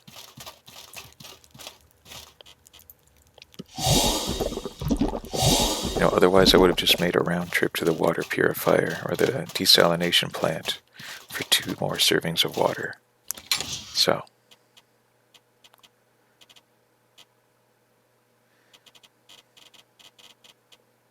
yeah, it's fine. And we will refill it. Okay. Oh, crimped nut and egg. Okay. We just don't know the recipe yet. We haven't done it. I'm surprised. That's right, because the first time we tried to do it, we destroyed everything. Like we so often do when we try our hand at things. Just kidding. Alright, and now this. That's 1.5 endurance potions. Egg, chicken egg, or pearl bird egg, plus crimp nut. And crimp nuts are yet another, exceedingly rare, exceedingly valuable plant that I have only found, like, even then, rarely, in the Hallowed Marsh. The Hallowed Marsh seems to have plants from every corner of the world, every corner of Aurai growing there. So very interesting in that respect.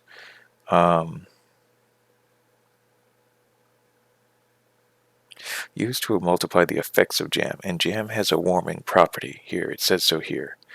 So this might be a sort of lightweight alternative to those teas, and it certainly is an alternative to a torch or a warming potion. So this is nice. I think I will carry all of this in my backpack for now. This will go back. This will go back. This will go into the bag. I think that will go into the bag. Yeah, because this will be 1.5. That'll be 14.9. Okay.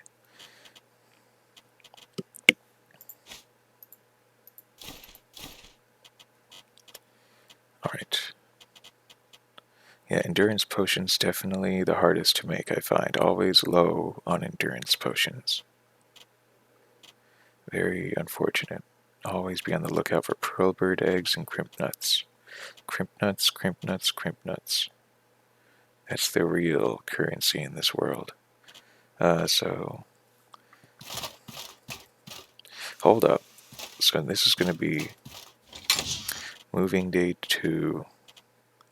So that means not so concerned about refilling that water bottle. Not so concerned, well, yeah, not too concerned about freezing to death on the one hand. On the other, could still happen.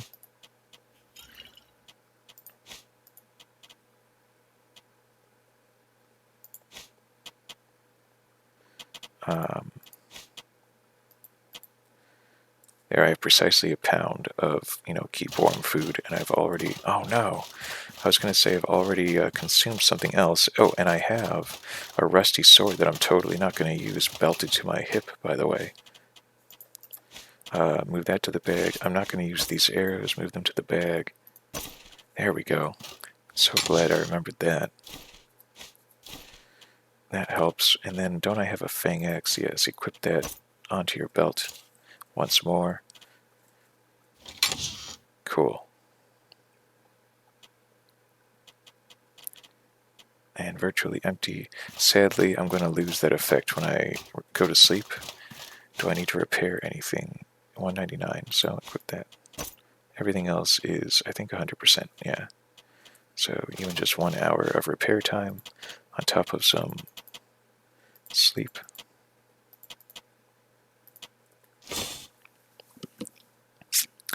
This is good to get out of the way. This is me, because once I have my mind sort of organized for the series of events or the sort of web of contingencies that lay ahead, then it is, I'm geared for it, so to speak. I'm shifting gears, and sadly, that does take time, but that's also sort of the fun. This is what, hasn't life been so agonizingly, gradually transitional sometimes? I mean, I don't think I've told you, my friend brought me to the Abrasar Desert on my first playthrough. You know, he was having a ball, and he wanted a friend to have fun with him. So he helped me start a file, and basically walked me through a lot of the game, so I didn't learn too much, but I also got to experience a lot. You know, it was a fun backpacking trip. And dropped me off at Abrasar Desert, and I signed up with them, basically became a mercenary. But they said, like, we'll take you. First, you have to become magical. Second, you have to wait like 3 days once we accept you. Is there something you need? There's like a screening period. What am I thinking? And so that was weird. Speaking of what am I thinking, it's a good thing I brought these 5 servings of, you know, body warming jam toast along. I have 0 money. So Greetings, friend. I just want to know what he has. You know, a bunch of stuff I sold him. What do you know?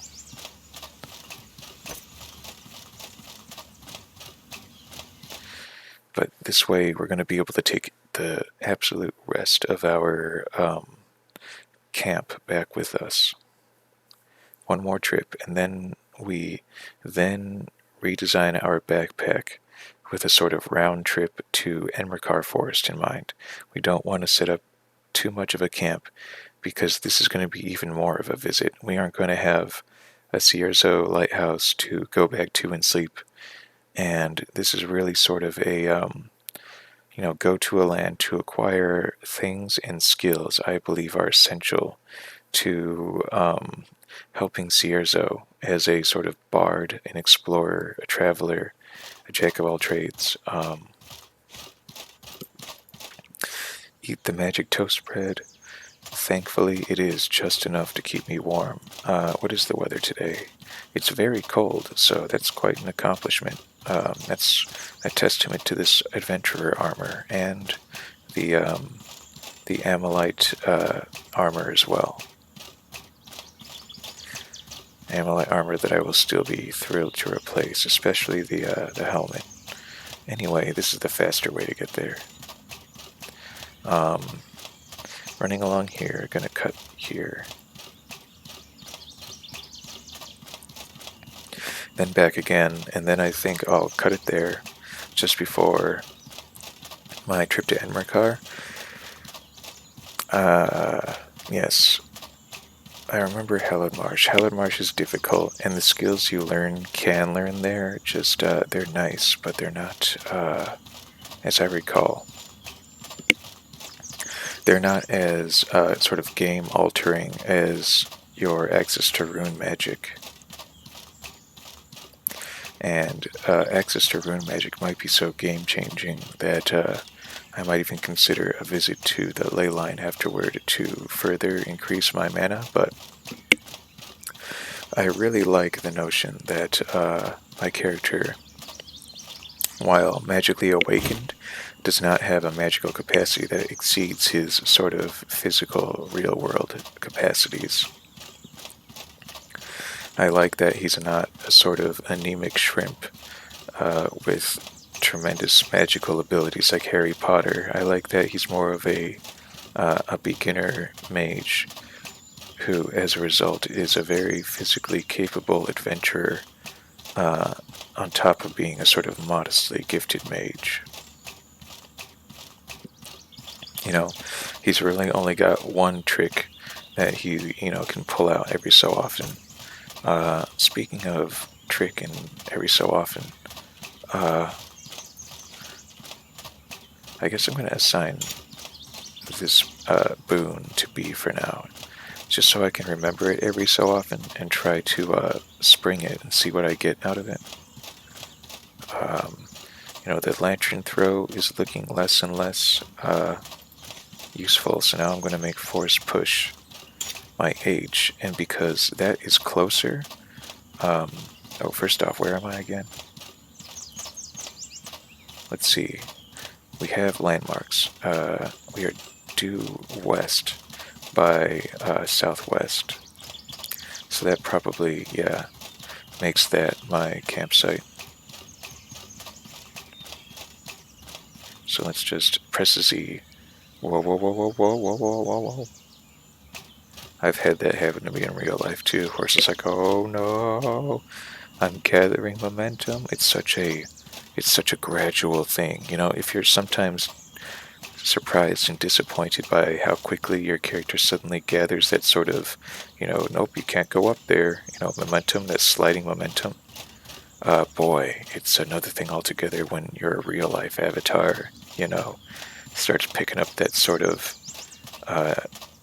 momentum. Whoa. I had that happen to me on a mountainside, and all I can say is you just find an opportunity to just plant your butt, to just plant your heels down and your butt down and just lower your center of gravity and then hope you lose momentum. And do that as immediately as possible. Just flatten yourself to the surface as quickly as you can. And practically go limp too. Like, become like a, anyway, take it all. Take it all. Return to base.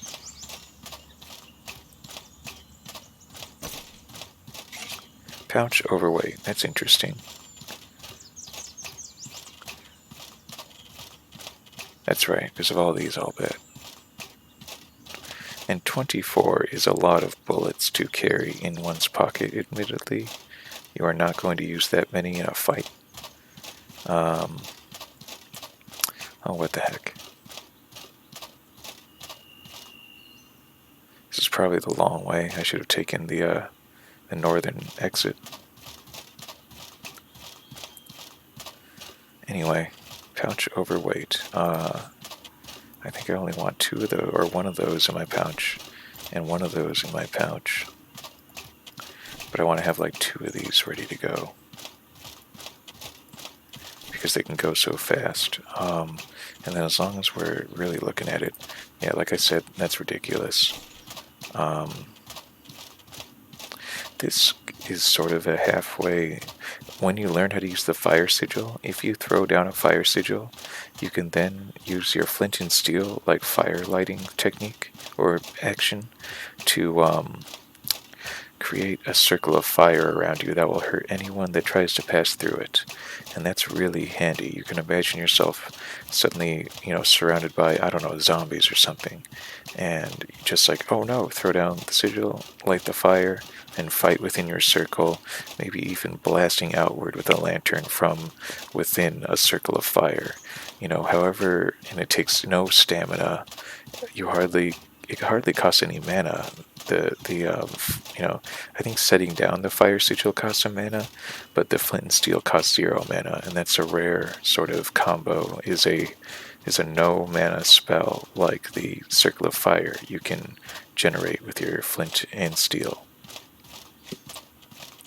Definitely reminds me of those little, those cheaply made flint and steel Bunsen burner lighters from chemistry class.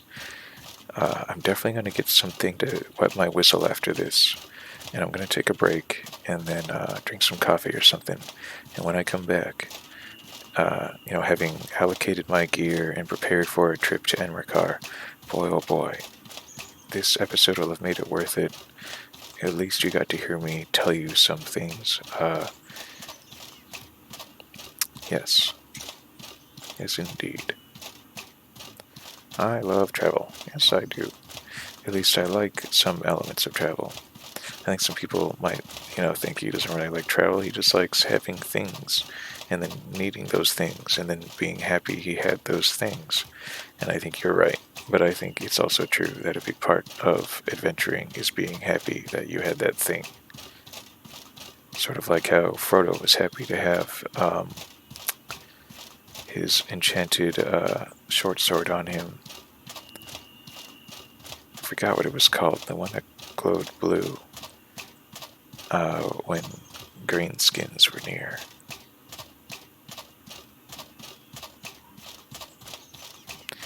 Or the light of Galadriel.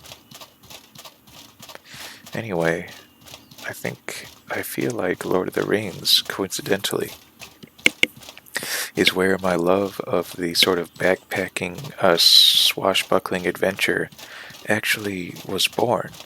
because if you read the books, they are what's inspired the movies, and you've almost certainly seen at least part of the movie. And so the book is in large part about,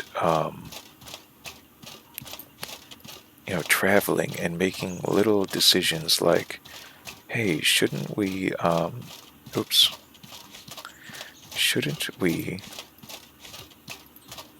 that's what I wanted to do.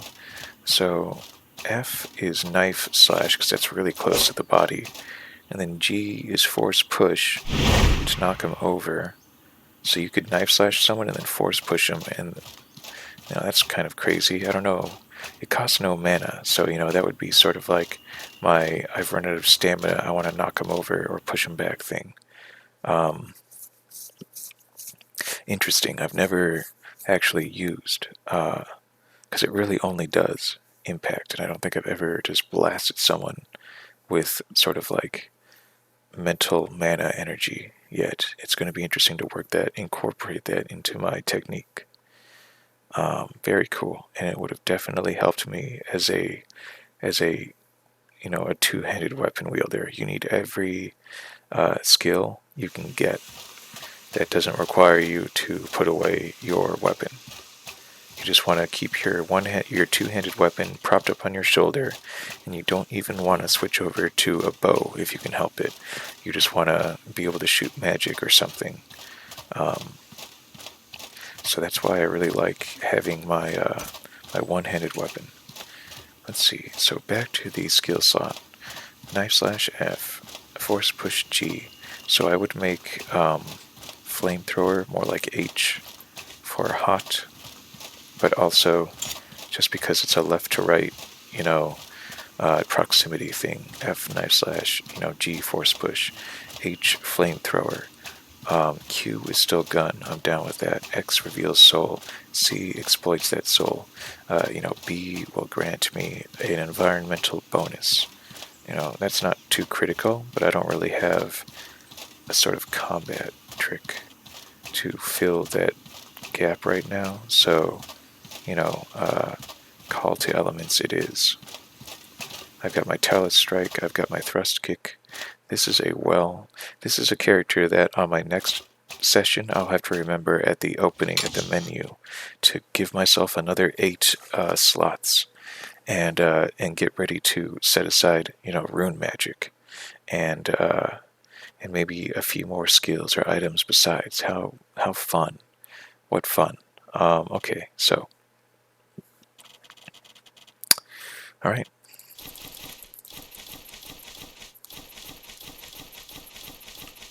Spacebar.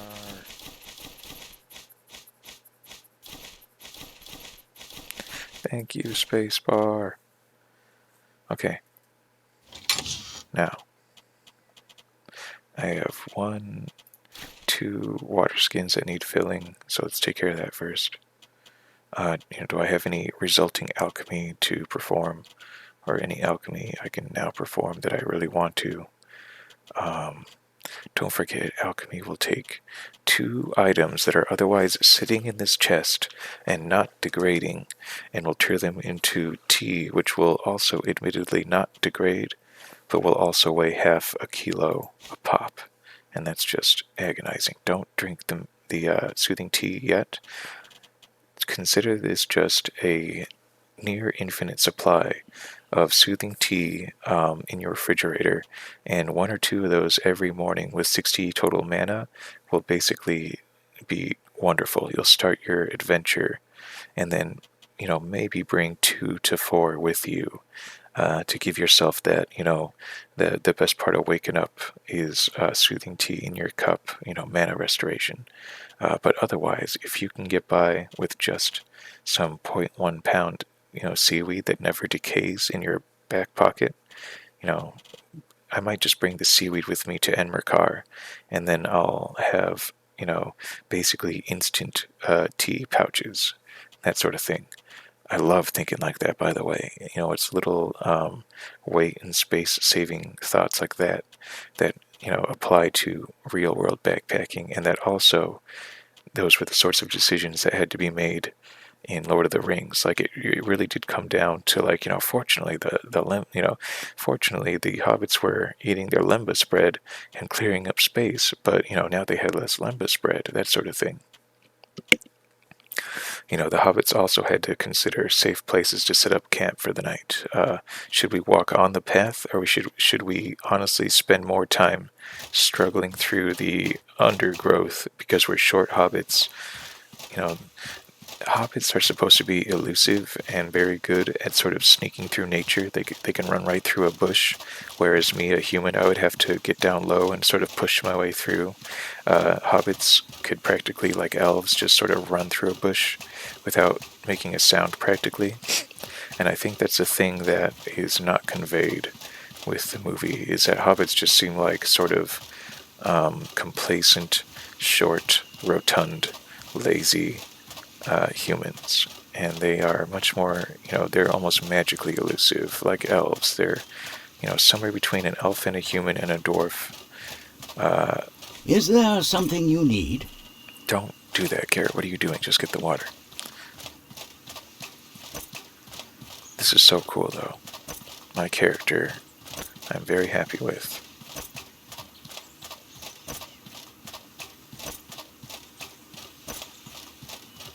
Yes, indeed. Yes, I remember as a child, when they first began their journey, the hobbits would chose to wander just off the path because they could, in fact, navigate the woods, pretty reliably. There was a bit of an urban element to them, and they couldn't just tear through the countryside like Strider, aka Aragorn. So they did have to sort of keep the path nearby. They were, oftentimes confounded or almost doomed by their environment or something. So it goes. Greetings, friend. For me. So this is just about the conclusion of the episode. I don't think there's hardly even anything to brew using alchemy. I should hope not, since I've just restocked my water supply. I'm going to review my pouch space one more time and probably end up with, like, I don't know, 1, 2, 3, or even 5 pounds of carrying capacity for my pouch in case, I want to steal something and I don't have my backpack on or something like that.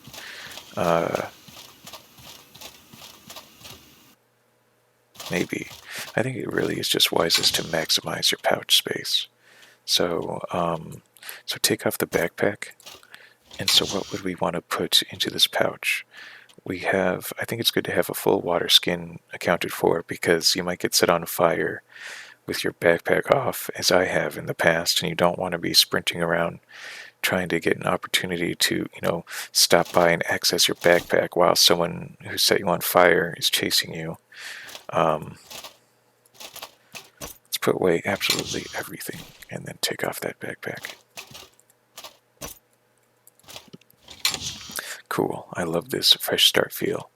The tinder, self-explanatory. You got these bullets. I love them. The gun is loaded. Let's see. Dagger. Yeah, these guys all stay. This is nice. These are nice. This represents a sort of boss battle, and a mini boss perhaps, or just like a desperate ambush. I can just open it up and with a left click, which I'm not going to do, activate and then sprint around some more, and then I activate and then sprint around some more. Same with the stealth potion. I can run around a corner, crouch and then hit it, and then I'm on my way, sneaking before whatever scared me is after me. Alternately, once I open up the 8 or 16 additional quick slots on top of what you see down here, all of that stuff, even these will now have space in my hotkeys. It really starts becoming a question of, do I have the key space, the button space, honestly? I'm going to have to start going to my number pad. And right now my number pad is dedicated to, my screen, my image recording software. So it's like, I'm running out of space. I'm going to have to start using the right side of my keyboard, I guess. for like less critical functions, stuff like that. Left side of the keyboard for quick stuff. Mouse for the quickest of all. And then left side of the keyboard for quick access. The low number keys for my quick items, and the keys that are close to the left side of the keyboard for the abilities they use. And then the far side of the keyboard I mash with my right finger while I'm running around with my left hand in order to take a potion. So that's why health and stamina and mana are on the far right side of the number thing. I'm sure I can conceive of another 16 or so keys. But, it's a nice problem to have, frankly. So, full bullets. I could always have a few more traps. I think it would be nice to have traps accounted for. It might be good to have, let's see, an antidote actually would be a nice idea. A couple of them even. A pound's worth of poison cure. Maybe I don't have that much space now. Maybe perhaps some bandages to stop arterial bleeding without having to use an entire great life potion. Likewise, tea will stop an infection, but I don't think an infection moves so quickly that you would want to have it in your quick slot.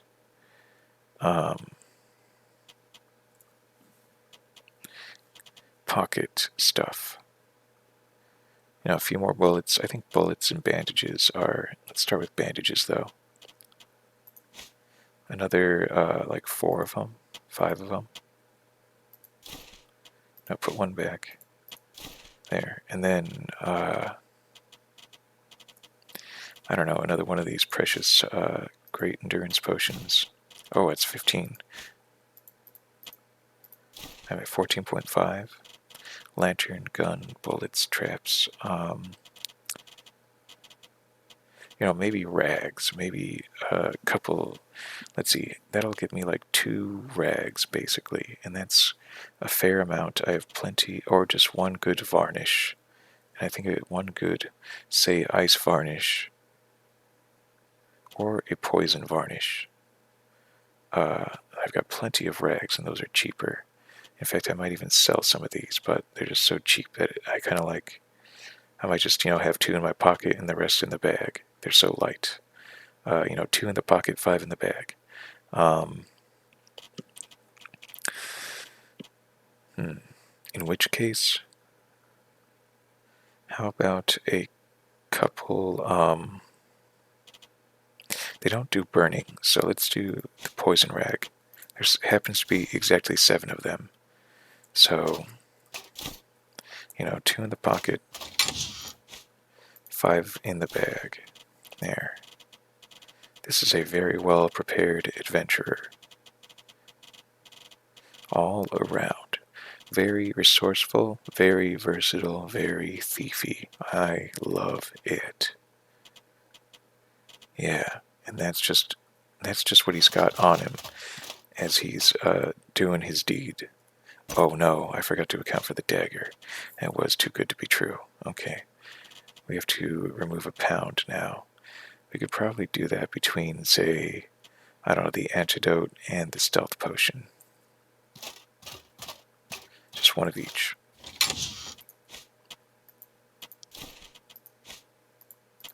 And now that we think about it, we don't need, that'll probably do us.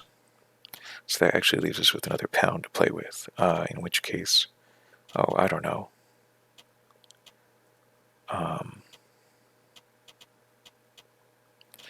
Maybe I'll spring for, no, I really like the rag. Oh, that does make us 14.9, doesn't it?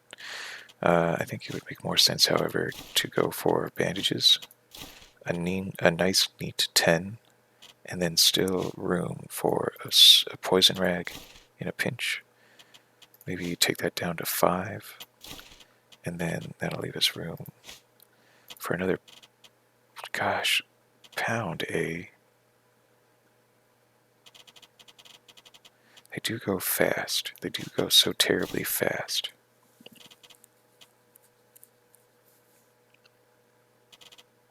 Can we strike a balance?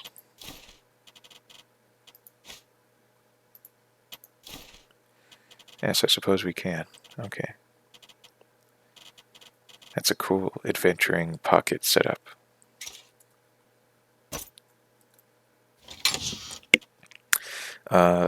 Let's see.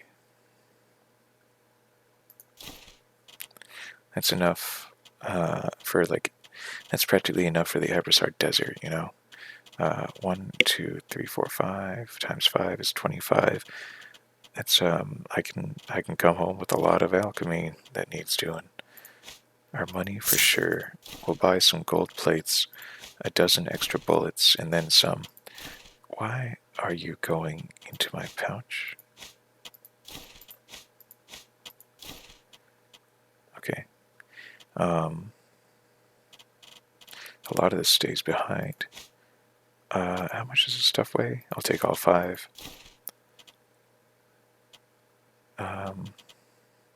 These are good, but you almost inevitably find them wherever you go, so I'm practically just going to sell, I don't know, 15 of these, maybe 13 of them. Same, these are great, but you don't need more than maybe 10, even 5 practically. This is generous, but at least I have this to come home to. I've already made full amylite everything, so we're going to sell it. I hate having stuff you can't even sell, in your inventory, so that's going to get dropped probably. I want to turn that into scrap, but it takes 4 of these to make 1 of those, so let's not impulsively liquidate it if we don't have to. Let's see, we'll take an additional 10 or so traps.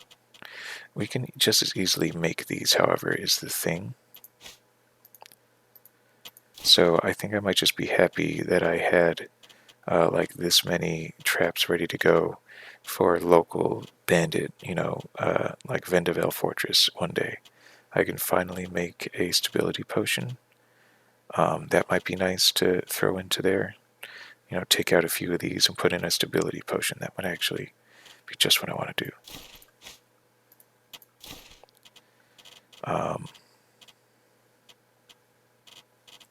So yes, sadly we have a bit of alchemy to do, but we'll just stop by the desalination plant on our way out the door. We have a little bit of mercantilism to engage in. I almost never actually use Caberry wine. That gets sold.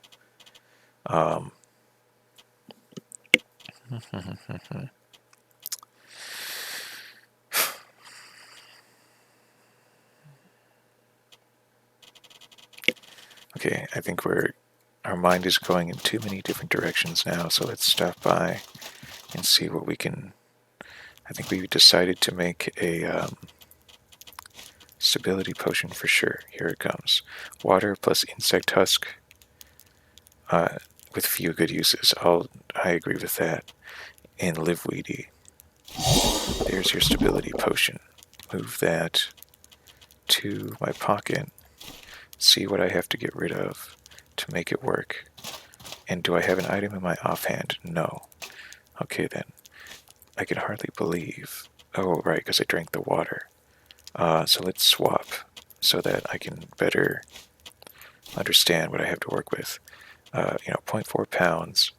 I guess it's another couple of these. Fine, perfect. So now I have stability. So if I really want to go buck wild, I can drink a discipline potion for more damage, a rage potion to do more impact damage, and a stability potion to increase my impact resistance so I can't get knocked over while I'm laying about with my weapon. And with these 3, I'll still die pretty quickly, but I'll be a much better brawler. If I can combine this with a technique in Monsoon that makes you invulnerable to physical damage but not impact damage for 4 seconds, so yes, you can actually be impervious to damage and your health bar will remain unchanged. but a giant will still hit you with his club, and your white bar will vanish, and you will go flying through the air and take no damage. You'll just get up, sort of embarrassed. It's really weird how magic can work like that in this world, and I love it like that. That was a sort of, so many of us confuse, invulnerability to harm with, immobility, the ability to somehow not be budged from your, spot, despite perhaps only weighing, like, say, I don't know, like 100 kilos, even 150 kilos between your armor and backpack and your body. Is there something you need? Rarely have I seen someone make that observation about a sort of rule that doesn't even really, that you never encounter in this world. Cool. Yes. So that's a start. And turn as much of the resulting cash into gold plates as possible, and that'll make your money weigh 1/10 of what it would otherwise. And I just love the idea Greetings, friend. of owning these little, they look like big heavy ingots, but like I said, I've already decided in my mind that they are discrete little thin oval-shaped sort of Asian-style token coins.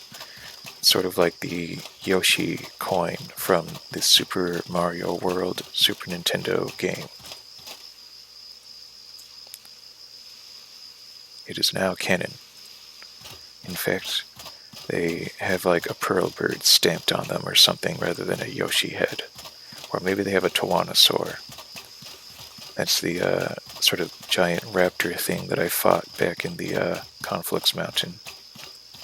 Yeah, okay, sure. I do like that you can just pick a crab out here, get a free ochre spice beetle, and then walk up to this guy. Greetings, and friend. Just flip it for a silver, and then be on your way. Like, I don't know any other merchant that would have time for that sort of, behavior. Hey there. She often has something I want. Yeah, like more linen. Can't get enough of that linen. Like, I really can't. Oh boy, she's got a crimped nut. It all paid off. It all was worth it. But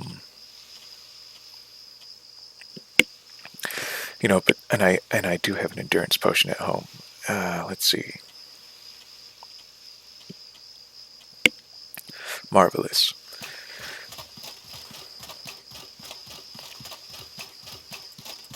Is there something you need? You can. If she didn't have the linen cloth, I might have bought the boots and a cheap head scarf and just ripped them apart for linen cloth. Alright. Feels good. Feels real good. I'm gonna wait until I'm like out of town to drop, truly useless stuff like, bits of wood.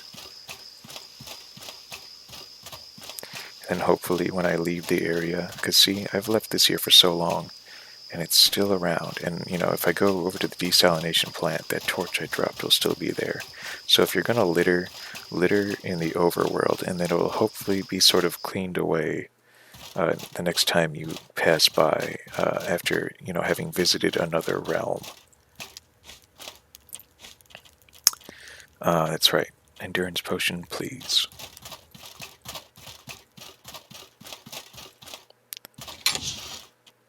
Oh, I got 5 of them. Alright, so just remember to collect nothing but crimp nuts for a while.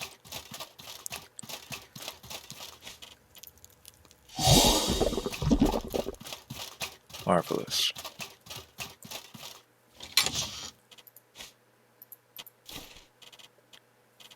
Am I holding my dagger? Yeah. So...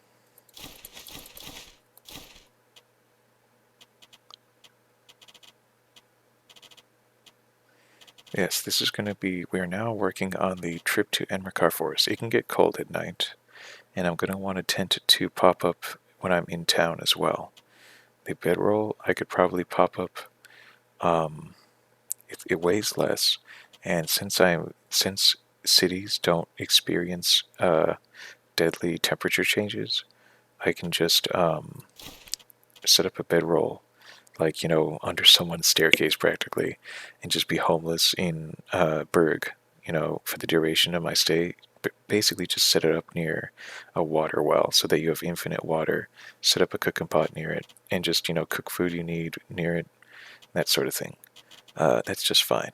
The fur tent I would bring, but if I really want to camp, I think I'll just purchase a fur tent in Berg for like 60 silver, and then do my camping. That 6 kilos for travel is too precious for the possibility of of a camping trip in Enmerkar Forest. Likewise, leave the cooking pot behind for that reason. I don't think you're going to need these in Berg. You can get a lot of this stuff. Here I might like to bring some seaweed, tea pouches with me. You can't find seaweed very easily, outside of the Chersonese, which is like the only, oceanic coastal region.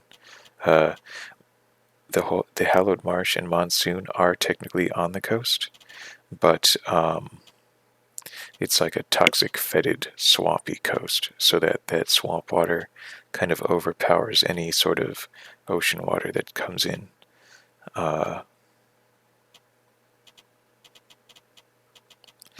If I had a better grasp of what I could craft in Berg, I would probably slap my forehead and say, take some of these with you. But I guess I can always just learn the recipe in Berg and bring it back. And then complete the recipe, hopefully. Otherwise, I'm in for, a round trip. Oh, well.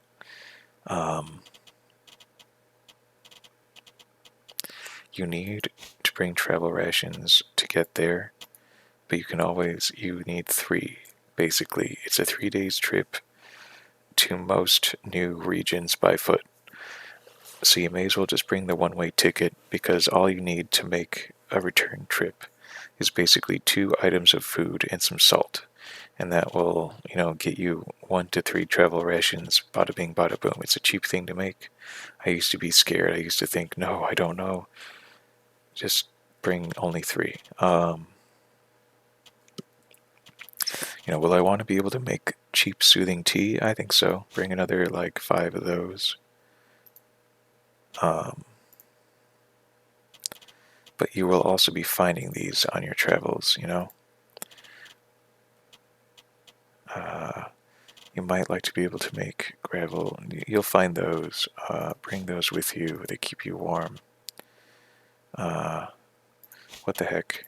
They don't cost anything, so discard them. You'll want some basic food, and those things are light. Those will decay otherwise. What else are you going to do with them? And I'm just going to fry up the rest of these eggs, because all I need for a while is crimp nuts.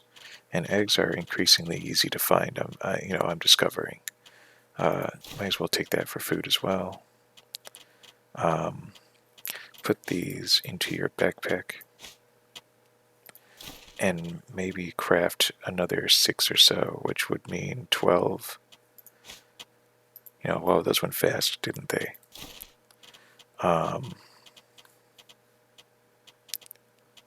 I can just see this irritating me, but let's get it over with.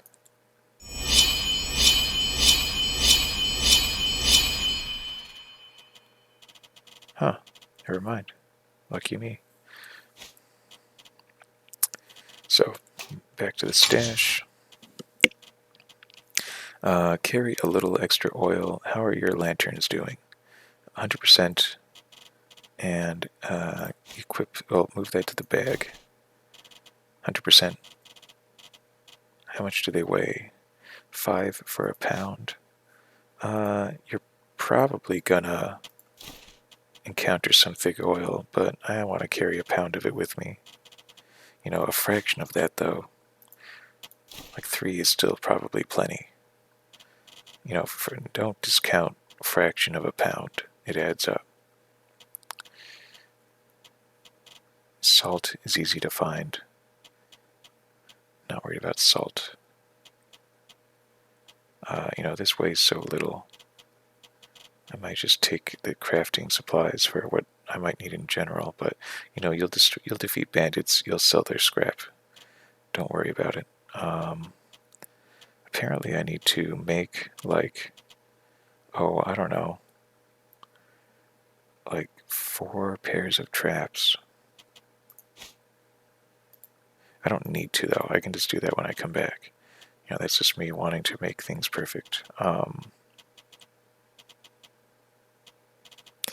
By my own arbitrary standard. And I will probably take a couple of these with me. Let's think about this. It's good to have the ability to restore burnt health. Like a pound of that. Like a pound of that. And like a pound of that. But all 3 are good stats now to restore from burnt status, and if you lose a fight or something, then you'll want the mineral tea to restore your burnt health. Stamina just runs out over the course of, the day, so I feel like it does run out so often that I will want to just bring a bunch of beetles with me to grind up for tea. And then mana does get burnt fairly regularly, so I'm bringing the seaweed in addition to the tea. So that's, I think, good enough for me. And it's good to keep plenty, as little. Don't maximize your bag, I don't think, because you'll always find an opportunity to collect, wealth and loot on your trip. So I want to, if I can have this thing less than half full, good for me. But then what do I also want to bring traveling to Berg? I think I already said this. It can get cold there, but you've got so much to keep you warm now. But what are you going to do with it otherwise? You can always make more. The rags maybe. Not much electricity resistance in Enmerkar Forest. A fair amount of fire resistance in Enmerkar Forest. And I guess you can get by with some poison damage in Enmerkar Forest.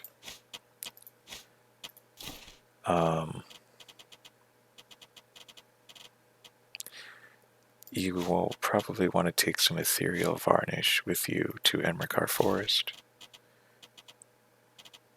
Let's see. What fun. I love considering and thinking ahead and planning. Are people shooting a lot of electricity at you in Enmerkar Forest? I don't think so. I'll probably still be sad that I didn't bring a lot of these alchemical ingredients with me, but so it goes. Let's see. It doesn't get that hot. Oh my goodness, but there's a cave where this would be very handy in Enmerkar Forest and nowhere else practically.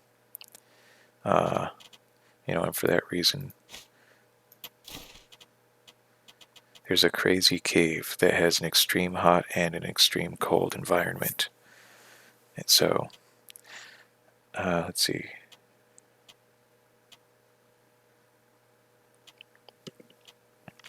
I think there's a needle tea, and that protects against the heat. So you can have bitter spicy tea for the cold and needle tea for the heat, but I don't know how to make it.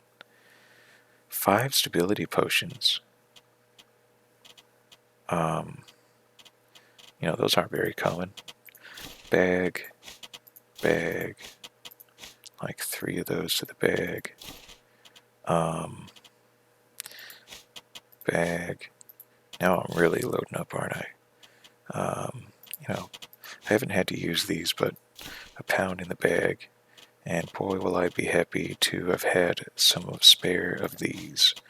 4 of these to the bag, another 2 of these to the bag, another 4 of these to the bag.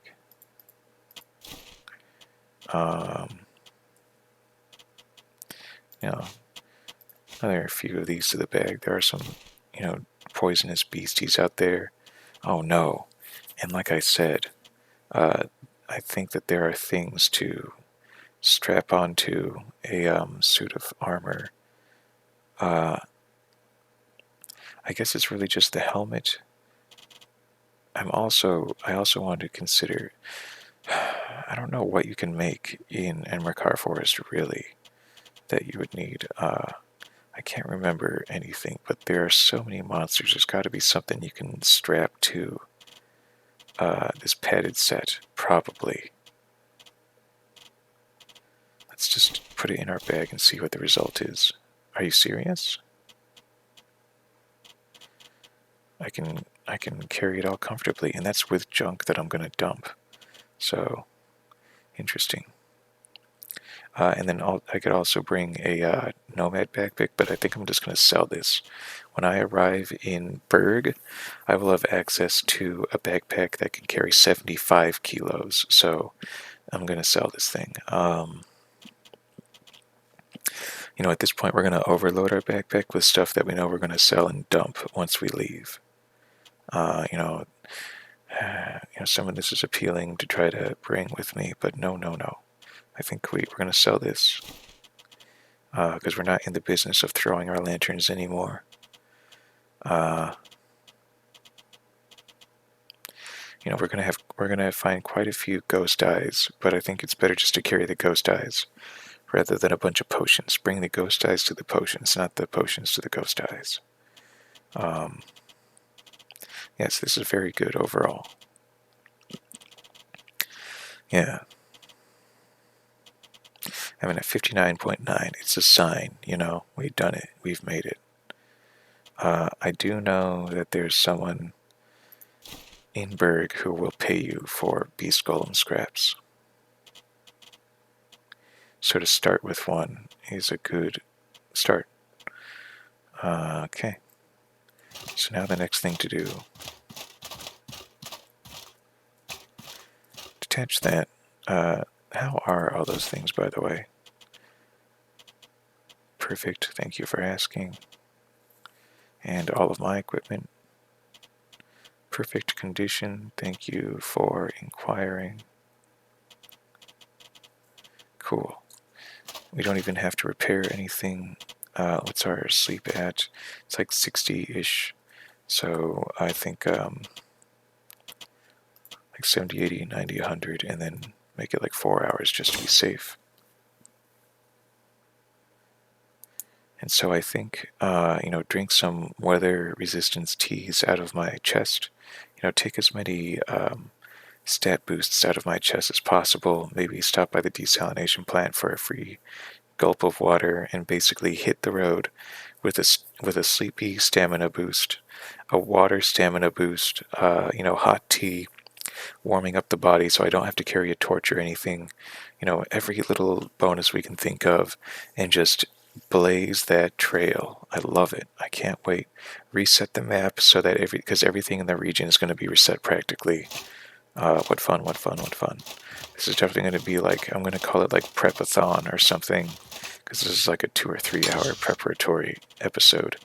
Only the most obsessively preparatory could possibly take vicarious enjoyment out of this. Otherwise, you're just sort of passively enjoying the sound of some little geek just sort of glorying over his virtual, fake inventory. I'm so wealthy, So here's what I said I would do. Gulp. Gulp. Oh no! Oh no! As you gulp it, it changes position based on its weight. Now it weighs less, so it's moved somewhere else. It's all weight based, so that's really annoying. But I could have averted that. Oh well. Take one of my many health potions or mana potions. Whatever. Let's take a look now, because we have a pretty good idea. Let's take a look at what this weapon did for us. Notice I didn't have my dagger out.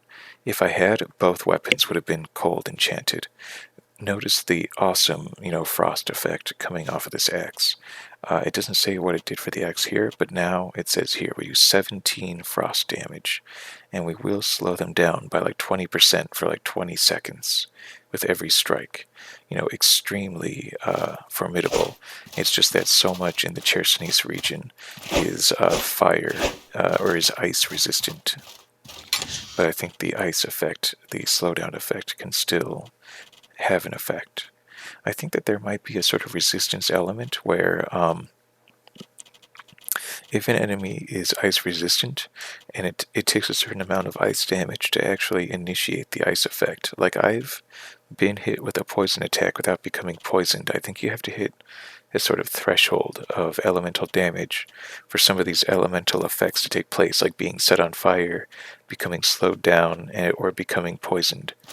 And so if you have high enough elemental resistance, you can be hit with the attack without even occurring the effect, I think. We didn't consume every item because we got distracted with our consumption of your accidental use. And I don't know how long this potion is lasting, but it's clearly going into the minutes range, much longer than a rag. So I guess that was at least a good experiment. Too bad I used it up. So we have replenished our mana. Let us replenish and our stamina and also protect ourselves against the elements. Don't need anything like that.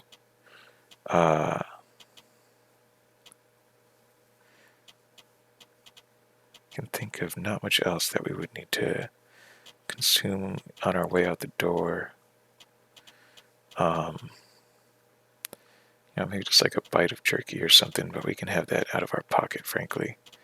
Like that.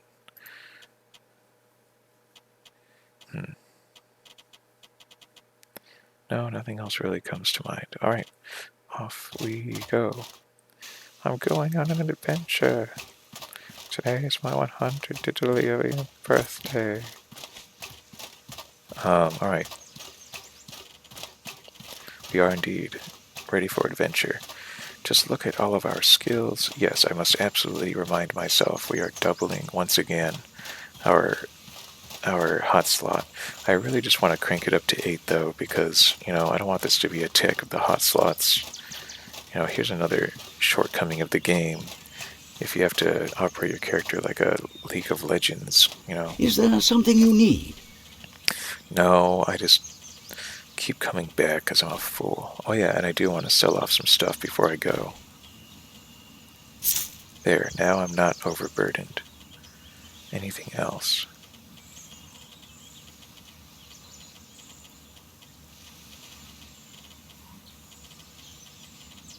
Potions are definitely heavy, so but a lot of them serve a purpose eventually. So I'm fine with this. Maybe drink I think this is excessive. I may even save this for if I need it, rather than just preemptorily popping it when it turns out, I already have that going for me. Let's have one of those before we go out the door. I'm much less broken up about those.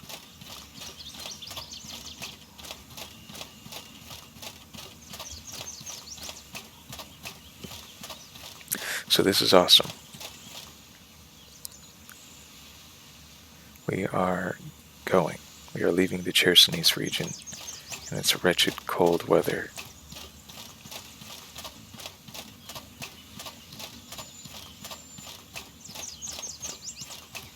We will return, however, so it will be good to, to keep ourselves resistant to cold. It makes me wonder if I might just want to keep, like, the Amalite helm here in Cierzo, and then, like, pop the mage circlet on my head in anticipation of a cool headpiece in Enmerkar, and then I can always come back to Cierzo and be like, oh, yeah, that's right, it's cold here, and my helmet, if I just had a little bit more. I feel like that's, I hate it. I hate it enough that I want to find a reason to get rid of it, but I love it enough for its protection and its novelty that I don't. So I feel like keep the Chersonese armor in Chersonese. You may find yourself freezing to death still, en route is the thing. And the nights in Enmerkar are likewise pretty cold. How much does this thing weigh? 3 pounds isn't too terribly much, I suppose. I'm already carrying so much extra weight. And I'm going to dump a bit more. So that was an unfortunate little round trip that really burned away some more time I have for my little, effects. I think some of these have already about burned out.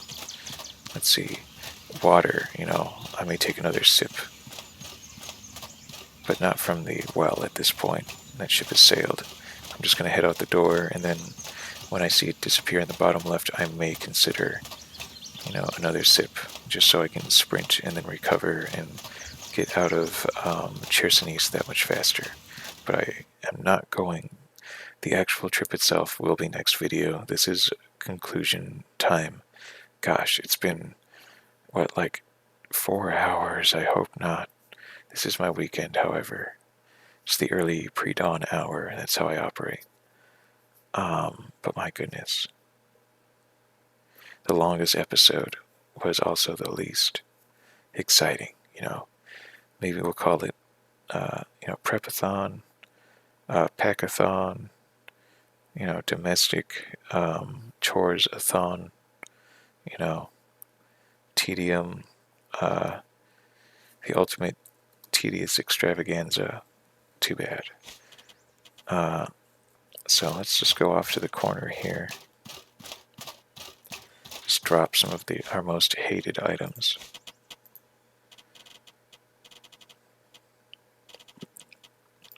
Fistfuls of wood.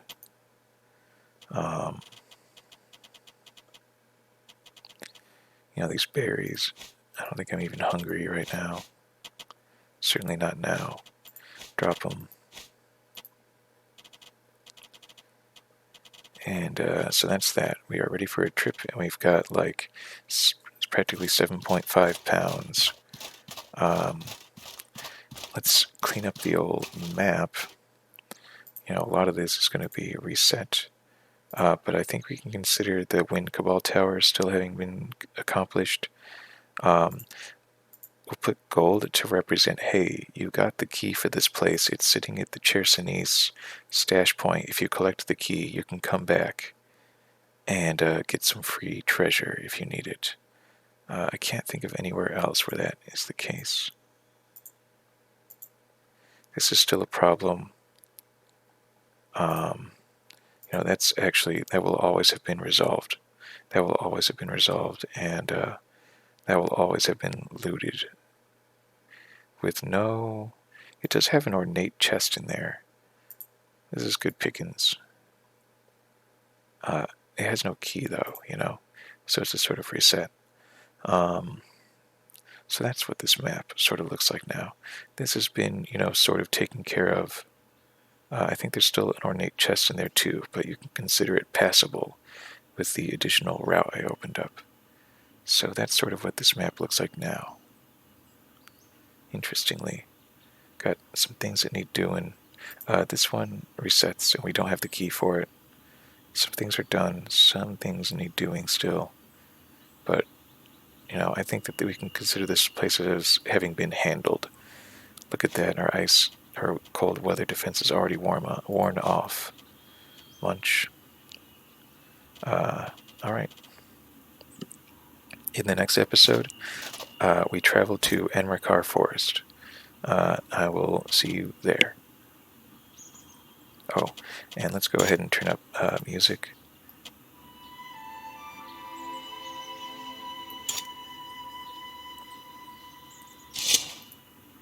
And I will see you there.